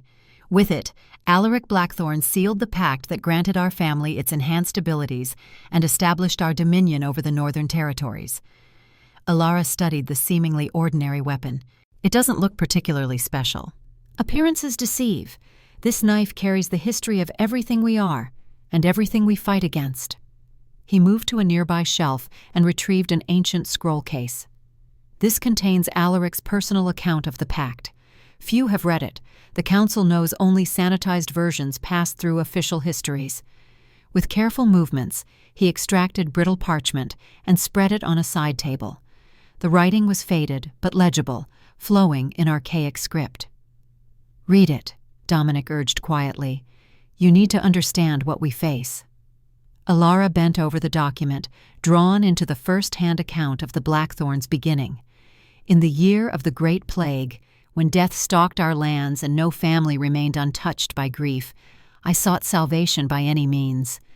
Our village had dwindled from 300 souls to barely 50. My own wife and sons lay in fresh graves, leaving me alone to lead what remained of our people. The stranger came during the winter solstice, when darkness claimed most of the day, and hope had abandoned even the strongest among us. He appeared at our gates, untouched by the sickness that ravaged us, offering what no physician or priest could provide: survival. He called himself a traveler between realms and spoke of powers beyond mortal understanding. For a price, he would grant our people immunity to the plague and abilities beyond ordinary human capacity, strength enough to rebuild, speed enough to hunt in the harshest winter, senses keen enough to detect dangers before they struck. What man would not consider such an offer when watching his people perish daily? What leader would reject salvation when it presented itself, regardless of the source? The price seemed modest at first: blood freely given, a binding of our line to service, protection of the territories against threats from beyond the veil, containment of forces ordinary men need never know exist. In return, my bloodline would rule these lands until the stars themselves burned out. Only later did I understand the true nature of the bargain. The traveler's knife pierced my palm, drawing blood into an obsidian bowl. As our essences mingled, I felt the first stirring of what would become both blessing and curse. Power surged through me, transforming muscle and bone, heightening senses beyond human limitation. But with it came hunger, not for food or drink, but for dominion, for control. A shadow self born alongside the enhanced abilities, whispering of entitlement and power as birthright. That night, I became the first alpha of what would become the Blackthorn line. By morning, the plague had passed from our village, leaving survivors changed in ways visible and invisible. Enhanced strength manifested in most. In some, specialized abilities emerged: foresight, healing, communion with beasts. For generations, we have guarded the secret of our beginning. The official histories speak of divine blessing, of natural evolution, of anything but the truth, that our power was purchased through a bargain whose full price remains unpaid. I write this confession as warning to those who follow. The shadow grows stronger with each generation. What began as whispers of temptation in my mind became urges in my sons, compulsions in my grandsons. Each alpha must fight harder than the last to maintain control, to use our abilities for protection rather than domination. If you read these words, you are Blackthorn. You carry both the gift and the burden. Remember that power without compassion becomes tyranny, strength without restraint becomes cruelty, and should the shadow ever fully consume our line, what emerges will be neither human nor protector, but something far darker, the final price of a bargain made in desperation by a man who thought himself wise. Alara straightened, absorbing the implications of Alaric's confession. The traveler, what was he? Something older than humanity, Dominic replied, returning the parchment carefully to its case. Creatures existed in these lands long before humans arrived. Most retreated beyond the veil as civilization expanded, but some remained, watching, occasionally intervening. And this shadow? It's what I sensed in the guard? What's causing the disappearances? A manifestation of it, yes. Dominic moved back to the Covenant blade. For generations, each alpha has fought their own battle against the darkness within. Most succeeded through discipline and purpose. Some failed, becoming tyrants who required removal. Removal? Alara raised an eyebrow. You mean assassination? When necessary. His tone suggested this was simple fact, not requiring moral judgment. A corrupt alpha threatens not just their own people, but the delicate balance preventing full manifestation of the curse. And where do you stand in this struggle? She studied him carefully, searching for signs of the corruption described in Alaric's account. Dominic met her gaze directly. I maintain control, but at increasing cost. The shadow within grows stronger each year, requiring more of my energy and will to contain. Is that why you're so... She searched for the right word. Cold? Distant? Controlled? A hint of bitter humor touched his lips. Yes, emotion fuels the shadow, gives it purchase, particularly anger, fear, and desire. The implications struck Alara forcefully. Every interaction, every careful distance Dominic maintained represented not arrogance, but necessary restraint. His formality wasn't pride, but protection, for himself and those around him. "These disappearances plaguing the territories," she said, connecting revelations, "they're not random attacks, they're targeted. Yes, something accelerates the curse's manifestation, turning isolated incidents into coordinated threat." His expression darkened. "The corruption you removed from the guard shares essence with what grows within every Blackthorn descendant, but it shouldn't be able to spread to non-Blackthorns, nor manifest so aggressively." "The Guardians," Alara suggested, remembering Evelyn's mention of them. "Could they be involved?" "Possibly." Dominic's jaw tightened. The Guardians began as human protectors against genuine threats, practitioners of dark arts, those who misused enhanced abilities. Over generations, their mission corrupted.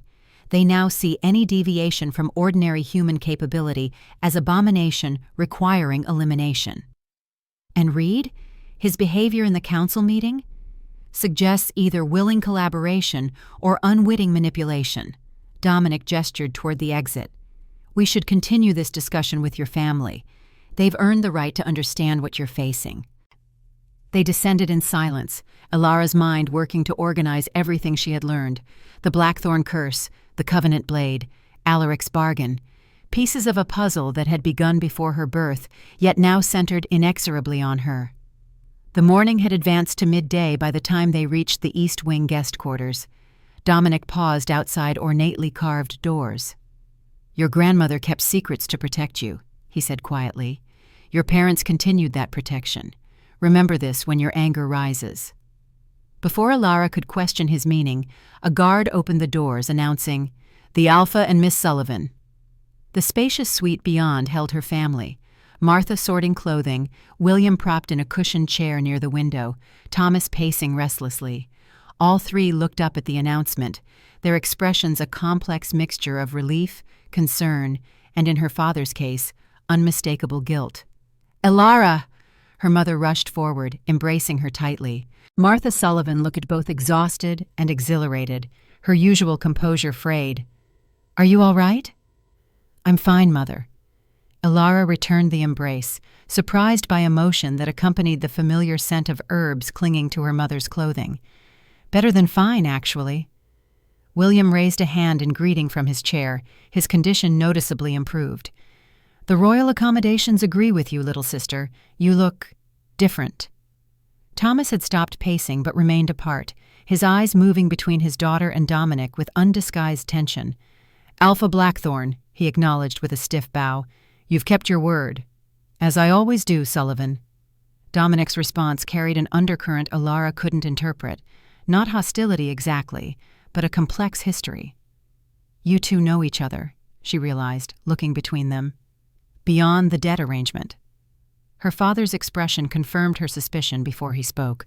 "We've met before, yes." "When?" Alara pressed, sensing evasion.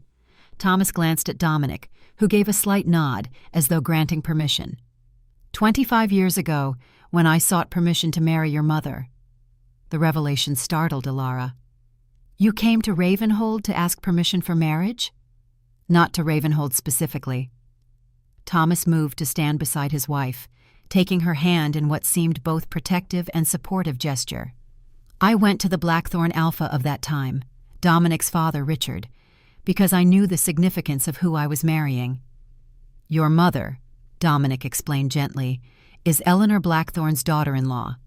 She married your father knowing the family history, the potential heritage their children might carry."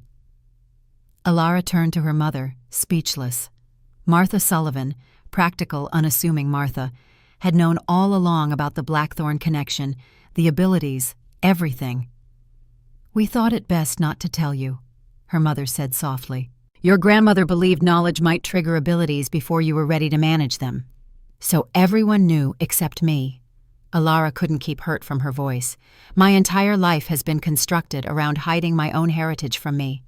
"For protection," Thomas insisted. "The Guardians watch for early manifestations of abilities. Children who show signs often disappear." "They believed prevention's simplest before abilities fully manifest," Dominic added. His tone hardened. "Your family kept you safe the only way they could, by ensuring you never attracted their attention. Until now. Alara looked at each of them in turn. Was this part of some grand plan, my entire life leading to this moment? Thomas stepped forward, his expression pained. No, Alara. We hoped you might live a normal life, that the abilities might skip your generation. When William was injured and our debts mounted, I went to Alpha Blackthorn for assistance, not knowing he had been watching for signs of Eleanor's gifts in her descendants. I recognized the potential in you years ago, Dominic admitted, but I respected your family's wish to protect you through anonymity, until the curse began accelerating, threatening all our kind. Then the debt wasn't arranged. Alara looked at her father. You really did borrow money you couldn't repay. Thomas nodded, shame evident in his posture. The treatments for William exceeded everything we had. I knew the risk in approaching the Alpha, but I saw no alternative. William spoke up from his chair, his voice stronger than Alara remembered. He did it for me, Alara. Don't blame him. I don't. The realization came with surprising certainty. I understand desperate choices. Her eyes met Dominic's briefly, remembering Alaric's confession. But I wish I'd been told the truth from the beginning. Would you have believed it? Her mother asked gently, without experiencing it yourself? The question gave Alara pause. Would theoretical knowledge of her heritage have convinced her? Or had she needed direct experience, the council meeting, the healing, the visions, to accept such an extraordinary truth? Perhaps not, she conceded. But I deserved the chance to try. An uncomfortable silence fell over the room. Dominic broke it with unexpected diplomacy. The past cannot be changed. What matters now is how we proceed. And how do we proceed? William asked from his chair, his analytical mind evident in his expression. What exactly does this mean for Alara's future, and ours? Dominic gestured for everyone to be seated, his manner shifting to formal discussion. I propose an alliance. Alara remains at Ravenhold for training in her abilities and to assist with the current threat. In exchange, your family receives permanent protection, financial security, and recognized status within the territories. And if I refuse? Alara asked, testing the boundaries. Then you leave with my blessing and whatever resources you need to establish yourselves elsewhere. His golden eyes met hers directly. But I hope you'll stay, not from obligation, but from choice. What threatens us threatens all with enhanced abilities, including you and potentially your future children. Thomas stepped forward, surprising everyone. Before any decisions are made, there's something my daughter should know. He reached into his pocket and withdrew a folded parchment, aged and creased from repeated handling. Eleanor left this for you, with instructions to deliver it when the time came. Alara accepted it with trembling fingers. When did she give this to you? On her deathbed. Thomas's voice roughened with emotion. She knew, somehow. She always knew this day would come. With careful movements, Alara unfolded the parchment.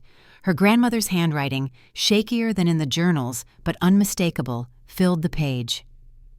My dearest Alara, if you read these words, you have discovered your heritage and the gifts that come with it. I left Ravenhold in my youth, believing freedom from obligation worth any price. In many ways, I was right. I lived a life of my choosing, loved deeply, and raised a family unbound by ancient politics.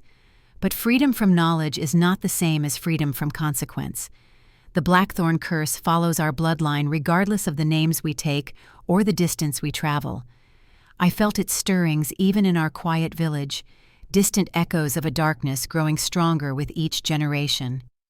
You have always been special, my Alara. Even as a child you saw truths others missed, sensed deceptions others accepted. I recognized in you the truth-seer's gift, stronger than mine, potentially stronger than any in our family's history. The choice before you now mirrors the one I faced in my youth, obligation to heritage or dedication to personal freedom.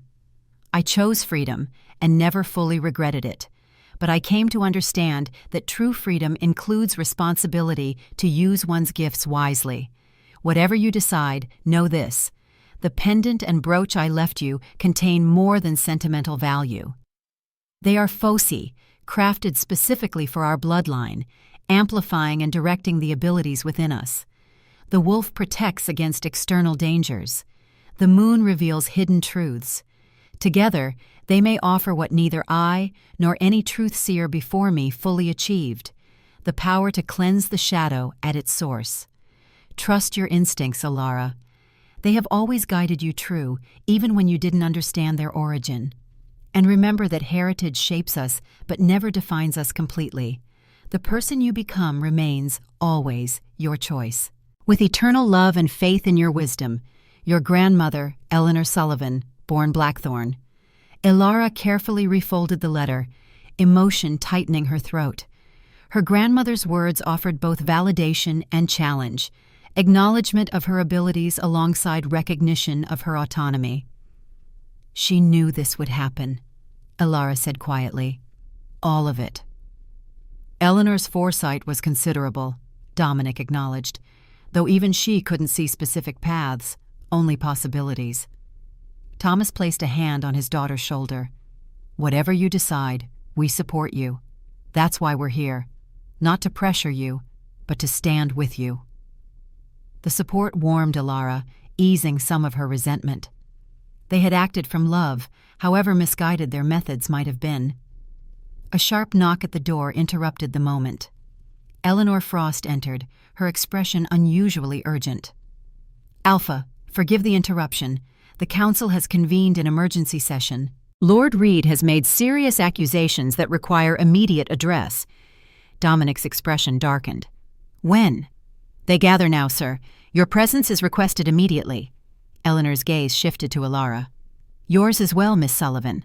Lord Reed specifically demanded your attendance. Alara exchanged glances with her family, reading concern in their faces. Dominic offered his arm formally, indicating they must leave immediately. I'll return after the council meeting, she promised her family. We have more to discuss. As they hurried through Ravenhold's corridors, Dominic kept his voice low. Reed makes his move sooner than expected. Be cautious, Alara. The council can be treacherous even in routine matters. In crisis, doubly so. What will he accuse us of? Whatever serves his purpose. Dominic's jaw set with determination. But remember this. Reed may speak, but someone else guides his words. Watch for the shadow behind his eyes. The council chamber doors loomed before them, guards pulling them open as they approached. Within, the semicircular arrangement of chairs had filled completely, not just with council members, but with representatives from all 7 major territories.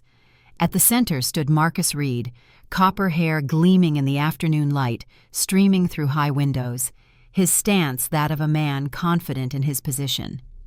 His eyes met Alara's as she entered, and something shifted in their depths, a momentary flicker of complete darkness before returning to normal. A chill ran down her spine as she recognized what Dominic had warned her about. The shadow had chosen its champion, and battle lines were being drawn. The council chamber hummed with tension. Alara stood beside Dominic, acutely conscious of every eye upon them. Victoria Blackwood watched from her seat with calculating assessment, while Marcus Reed's posture radiated barely contained hostility. Alpha Blackthorn, Victoria began, breaking the loaded silence. Lord Reed has raised serious concerns regarding recent events that require immediate council attention. Dominic inclined his head slightly. I'm listening. Reed stepped forward, his movements oddly fluid for such a powerfully built man. For generations, the Blackthorn Alpha has protected our territories from threats both human and otherworldly. Yet under your leadership, disappearances plague our villages, while you divert attention to personal projects. His gesture toward Alara carried unmistakable disdain. A village healer suddenly elevated to your inner circle, present at councils she has no right to attend, claiming mystical abilities without demonstration or verification.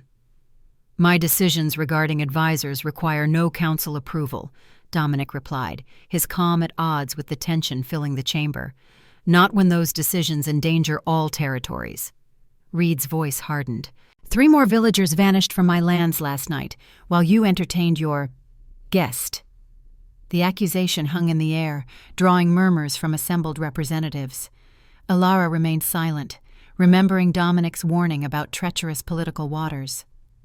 "These disappearances coincided with your investigation at the alleged attack site," Dominic countered. "An investigation that revealed deliberately fabricated evidence." Reed's face flushed with anger. "You dare accuse me of fabrication? When it's your territories harboring whatever hunts our people?" "I simply state observable facts." Dominic remained unruffled. The tracks leading to Blackthorn lands were created artificially, appearing suddenly at the border rather than continuing from the attack site. The revelation sparked renewed murmuring among council members. Victoria Blackwood leaned forward, interest sharpening her features. "Serious accusation, cousin. What evidence supports this claim?" "The depth and pattern of the footprints were inconsistent with natural movement," Dominic explained. "My trackers confirmed this unanimously." Reed's agitation visibly increased. "More deception, more delay while innocent people suffer." He turned to address the full council. "The Alpha diverts us with baseless accusations while refusing to address the fundamental security failures. You're corrupted!" The words left Alara's lips before she could consider their wisdom. The chamber fell instantly silent, all eyes turning toward her. Reed recovered first, incredulity mixing with fury. "What did you say?" Dominic had gone completely still, his eyes locked on Alara with an intensity that suggested both warning and curiosity.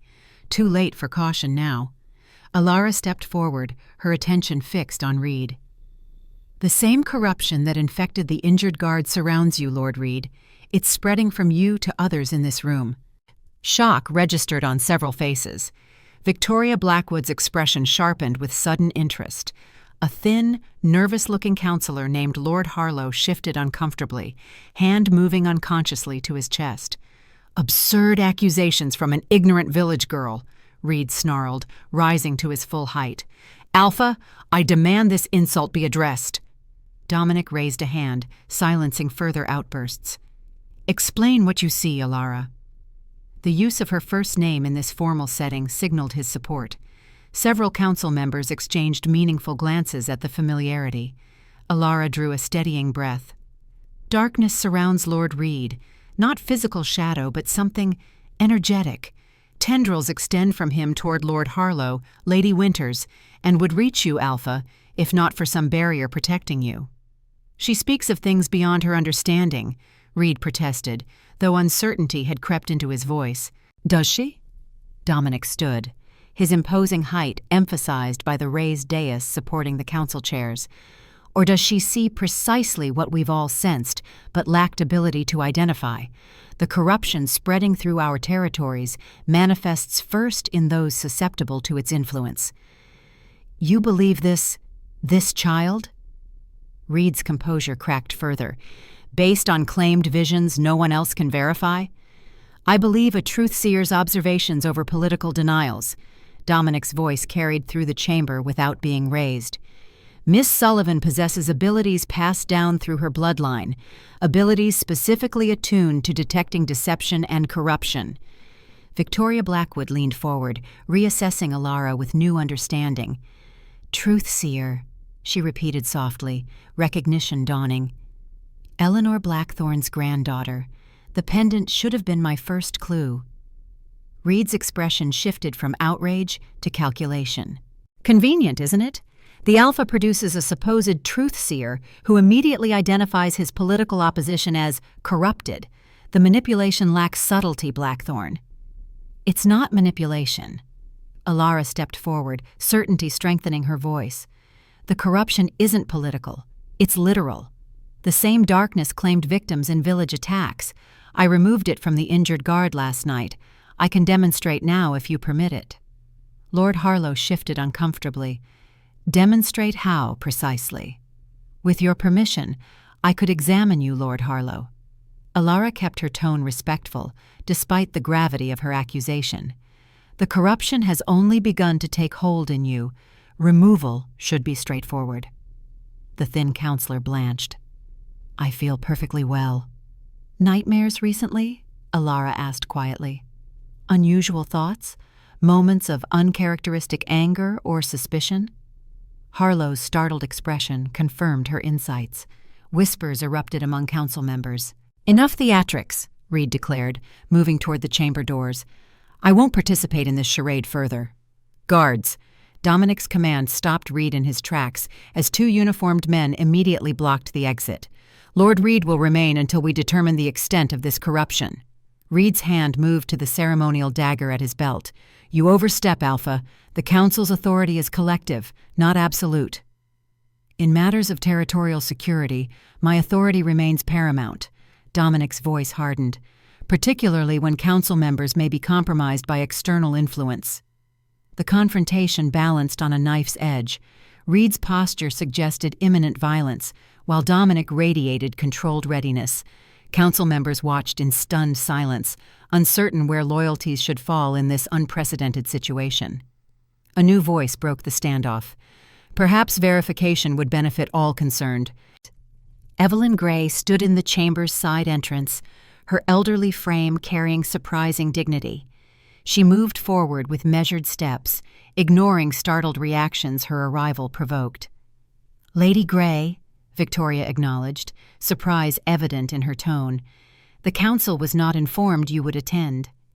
"The emergence of a truth-seer warrants my presence," Evelyn replied simply, "particularly when corruption threatens the council itself." She turned toward Lord Harlow, who seemed to shrink under her penetrating gaze. "Lord Harlow has always served honorably. If corruption has taken root in him, he deserves chance to be cleansed before judgment falls." The reasonable suggestion created space for resolution. Harlow glanced between Reed and Dominic, conflict evident in his expression, before self-preservation apparently won. "If some influence has affected me without my knowledge, I would have it removed." He extended a trembling hand toward Alara. "I submit to examination." Reed's face contorted with fury. "Harlow, you fool!" "Guards," Dominic interrupted. "Escort Lord Reed to the East Tower holding chambers. He will remain there under observation until we determine the extent of corruption." "You have no right!" Reed's outburst carried a strange harmonic undertone that raised the hair on Alara's arms. His eyes, when they met hers, flashed momentarily black, pupil expanding to consume iris completely before returning to normal. "She brings destruction, not salvation. The cleansing gift will be your undoing, Blackthorn." The guards moved forward, seizing Reed's arms despite his struggles. As they forced him toward the exit, he twisted to lock eyes with Alara once more. "The Guardians remember what you've forgotten," he hissed, voice distorted. "The balance must be maintained. The hunger must be fed." His final words echoed as the guards removed him, leaving stunned silence in their wake. Dominic's expression revealed nothing, but Alara sensed his tension in the rigid set of his shoulders. "Proceed with Lord Harlow," he instructed, returning to the immediate crisis. Evelyn guided Harlow to a chair in the center of the chamber. "Be at ease, old friend. The cleansing causes no physical pain, though you may experience discomfort of other kinds." Alara approached cautiously, aware that every eye in the council watched her movements. Her previous healing had been instinctive rather than deliberate. Could she reproduce it under such scrutiny? "What do I do?"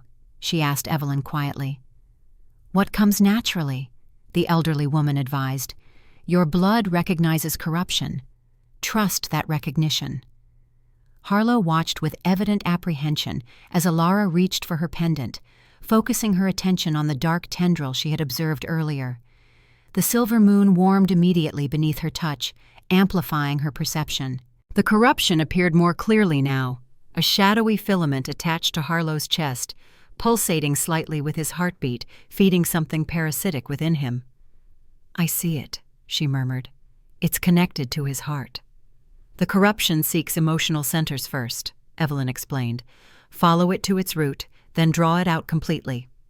Alara placed her free hand near, not touching, Harlow's chest. The counselor flinched, but remained still.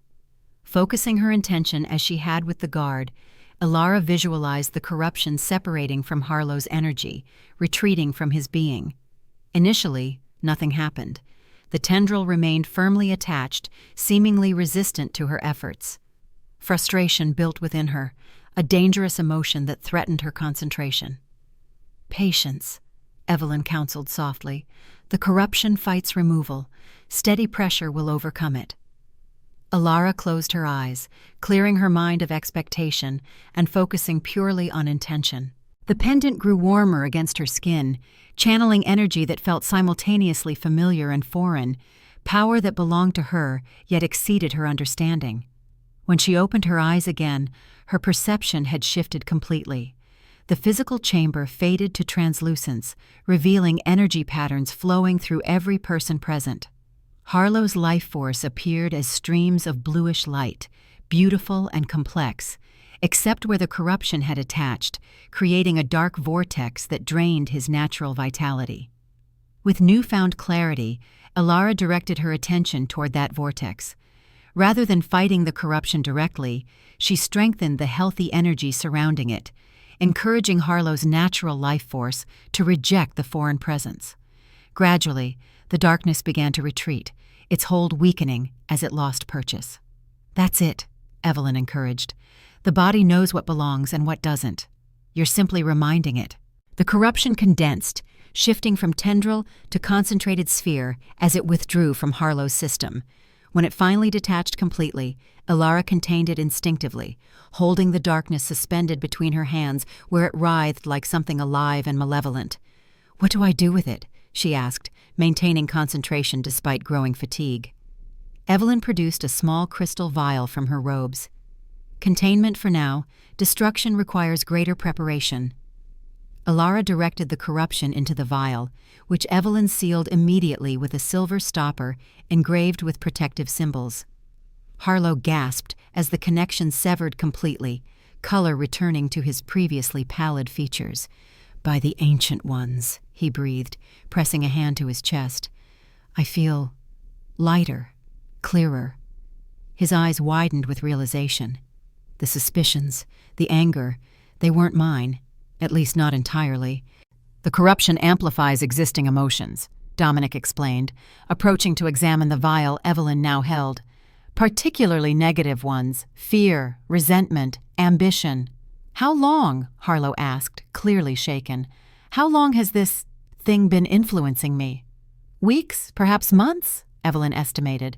"The corruption works subtly at first, almost indistinguishable from ordinary emotional responses." Victoria Blackwood had descended from the dais, her calculated demeanor giving way to genuine concern. "Could we all be affected, without knowing?" "Possible, though unlikely to have progressed as far as Lord Harlow's case." Evelyn turned toward Alara. "Our truth seer could examine each council member to be certain." Despite immediate objections from several councillors, Dominic silenced them with a raised hand. "This isn't optional," he stated firmly. "If corruption has reached the council, we must identify and remove it immediately. The security of our territories depends on clear judgment, unclouded by external influence." One by one, the council members submitted to Alara's examination. Minor traces of corruption appeared in two others, Lady Winters and Lord Easterly, though neither case had progressed as far as Harlow's. Alara cleansed them with increasing confidence, the process becoming more efficient with each attempt. Victoria Blackwood volunteered last, her expression betraying no apprehension. To Alara's surprise, Victoria showed no signs of corruption whatsoever, her energy field clear and unusually strong. "Satisfied?" Victoria asked when Alara stepped back. "You're clean," Alara confirmed. "Completely." Something like respect flickered in Victoria's eyes. "Interesting. And now our alpha, I presume?"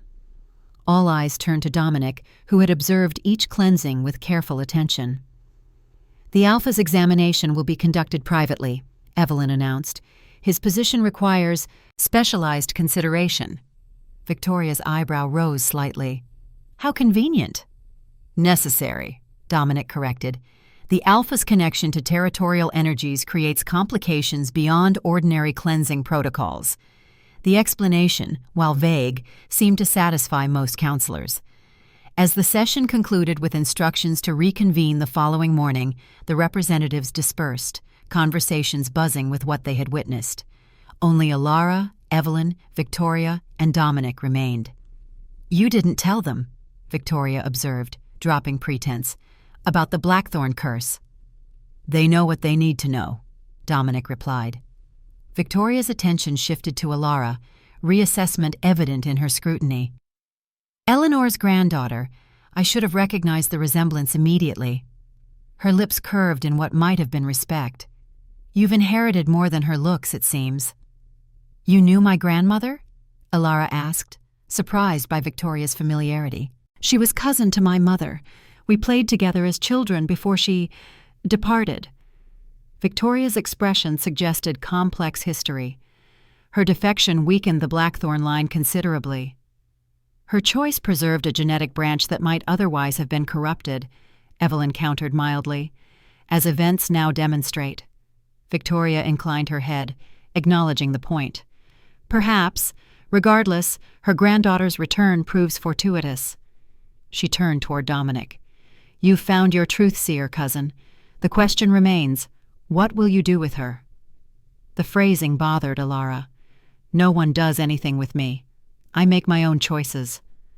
Victoria laughed, a genuine sound of surprise and appreciation.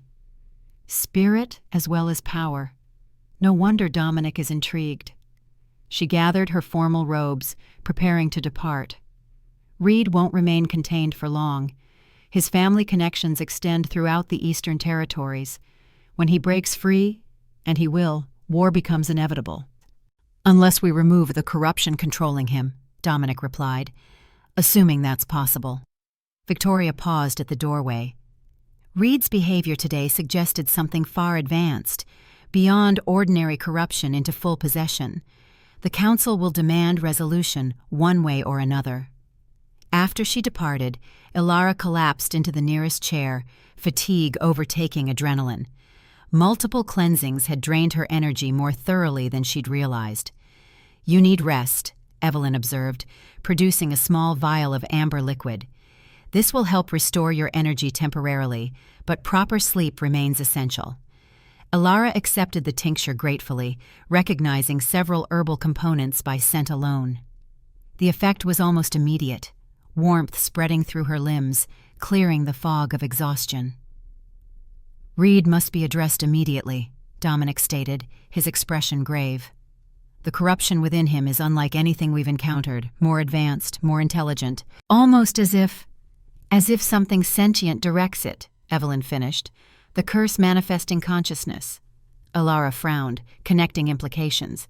"Reed mentioned the Guardians, said they remember what we've forgotten. Could he be working with them?" "Unlikely as willing collaboration." Dominic moved to the chamber's window, gazing toward the Eastern Territories. "But they might exploit corruption already present, directing it toward their goals." He turned back, decision evident in his posture. "Reed's corruption cannot wait. Each hour strengthens whatever entity has taken hold within him." "You're suggesting immediate intervention?" Evelyn's concern was evident. "Alara has performed multiple cleansings today already. She needs time to recover." "I can do it," Alara stated, surprising herself with her certainty. "Reed's corruption differs from the others. It's stronger, but also more defined, easier to target because of its concentration." Dominic studied her with those golden eyes that seemed to see beyond surface appearances. "The risk remains substantial. Confronting it unprepared could expose you to contamination." "Then prepare me." Alara rose, determination overcoming fatigue. "Show me what I need to know." The holding chamber in the East Tower presented stark contrast to the archive's ancient solemnity. Modern and utilitarian, its reinforced walls and silver-inlaid door suggested containment of something beyond physical strength. 2 guards stood at attention outside, their expressions revealing tension despite disciplined postures. "He's been unusual," one reported, "speaking in languages none of us recognize, alternating with periods of complete silence." "Has he attempted escape?" Dominic asked. "No, sir. He paces occasionally, but hasn't tested the boundaries." "Almost as if waiting for something," Alara observed quietly. Dominic's sharp glance suggested the same thought had occurred to him. Remain vigilant. Under no circumstances enter the chamber, regardless of what you hear. The guard keyed a complex sequence into the door's locking mechanism. As it swung open, Ilara steeled herself, one hand resting on her pendant for reassurance. Reed stood at the chamber's far window, back toward them, copper hair catching afternoon sunlight. He made no acknowledgement of their entrance, continuing to stare outward as though fascinated by the view of forests beyond Ravenhold's walls. "Lord Reed," Dominic addressed him formally, "we've come to offer assistance." "Have you now?" Reed's voice carried that same strange harmonic quality Ilara had noticed in the council chamber. He turned slowly, revealing eyes completely blackened, pupils expanded to consume iris and whites alike. How considerate of the mighty Alpha to concern himself with a mere counselor. "You're not Reed," Ilara stated with certainty flowing from her enhanced perception. "Not anymore." The thing wearing Reed's form smiled, an expression of terrible familiarity. "Clever child. The truth-seer emerges at last, just as was foretold." It tilted Reed's head, studying her with those bottomless black eyes. "Do you think your cleansing gift will save them, little moonlight? The corruption runs deeper than you can possibly reach." Dominic stepped forward, positioning himself slightly before Ilara. "Release him. Whatever bargain you've made with Reed, it ends now." The creature laughed, a sound that seemed to echo from multiple throats simultaneously. "Bargains are your specialty, Blackthorn, not mine. I simply collect on investments made long ago." Its attention returned to Ilara. "Ask your Alpha what truly sealed the covenant, what blood mingled with Alaric's upon the blade." "Enough!" Dominic growled, authority radiating from his rigid posture. "Ilara, begin the cleansing." The creature wearing Reed's form made no move to resist as Ilara approached cautiously, pendant warm against her palm. Unlike previous cleansings, she sensed no fear from the corrupted vessel, only anticipation that raised warning signals in her mind. "Something's wrong," she murmured to Dominic. "It's too cooperative." "Proceed," he urged quietly. "We have no alternative." Focusing her attention through the pendant, Ilara accessed deeper perception. Reed's energy field appeared completely infiltrated, darkness having replaced most of his natural life force. The connection to a central network remained visible as a pulsing umbilical of shadow extending from his solar plexus. Following instinct and newfound knowledge, Ilara directed her intention toward that connection, seeking to sever it cleanly rather than attempting to cleanse Reed's entire system.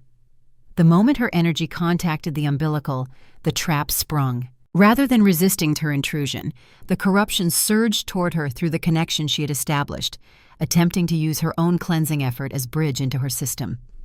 Darkness flooded toward her with overwhelming force, carrying alien consciousness and ancient hunger. Only her pendant's protection prevented immediate contamination.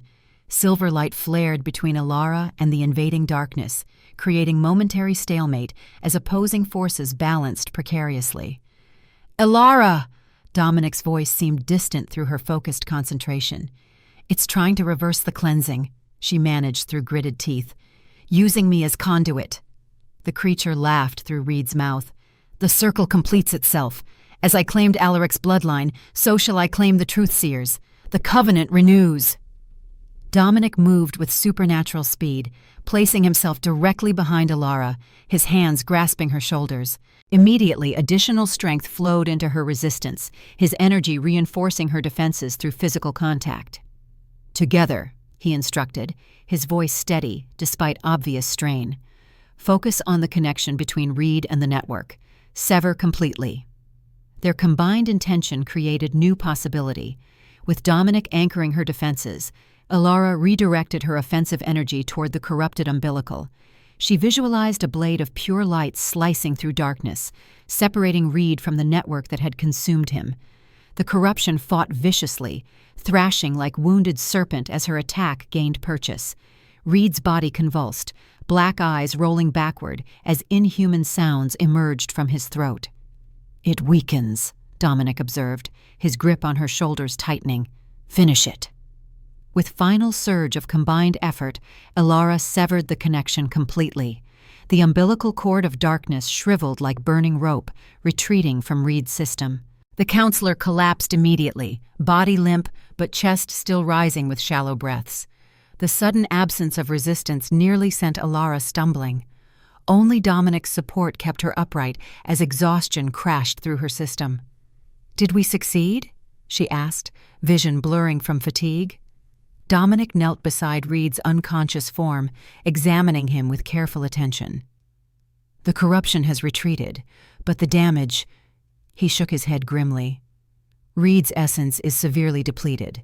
Whether he recovers remains uncertain." Despite her exhaustion, Elara joined him, placing her hand over Reed's heart. Through the pendant's enhanced perception, she could see his energy field, fragmented and dim where corruption had dominated for months. Like land scorched by wildfire, recovery would require time and careful nurturing. "I can help," she realized, drawing on knowledge that seemed to surface from her bloodline rather than conscious learning. Not full healing, but stabilization. Without waiting for permission, she channeled what remained of her energy into strengthening Reed's depleted system. Not replacement, but reinforcement, encouraging his own life force to recover and regenerate. The effort drained her final reserves. As darkness crowded her vision, Elara felt Dominic catch her before she could fall, his strong arms lifting her with surprising gentleness. "Enough!" His voice reached her through gathering unconsciousness. "You've done what was needed." As awareness faded, Elara surrendered to exhaustion with certainty that when she woke, everything would be different.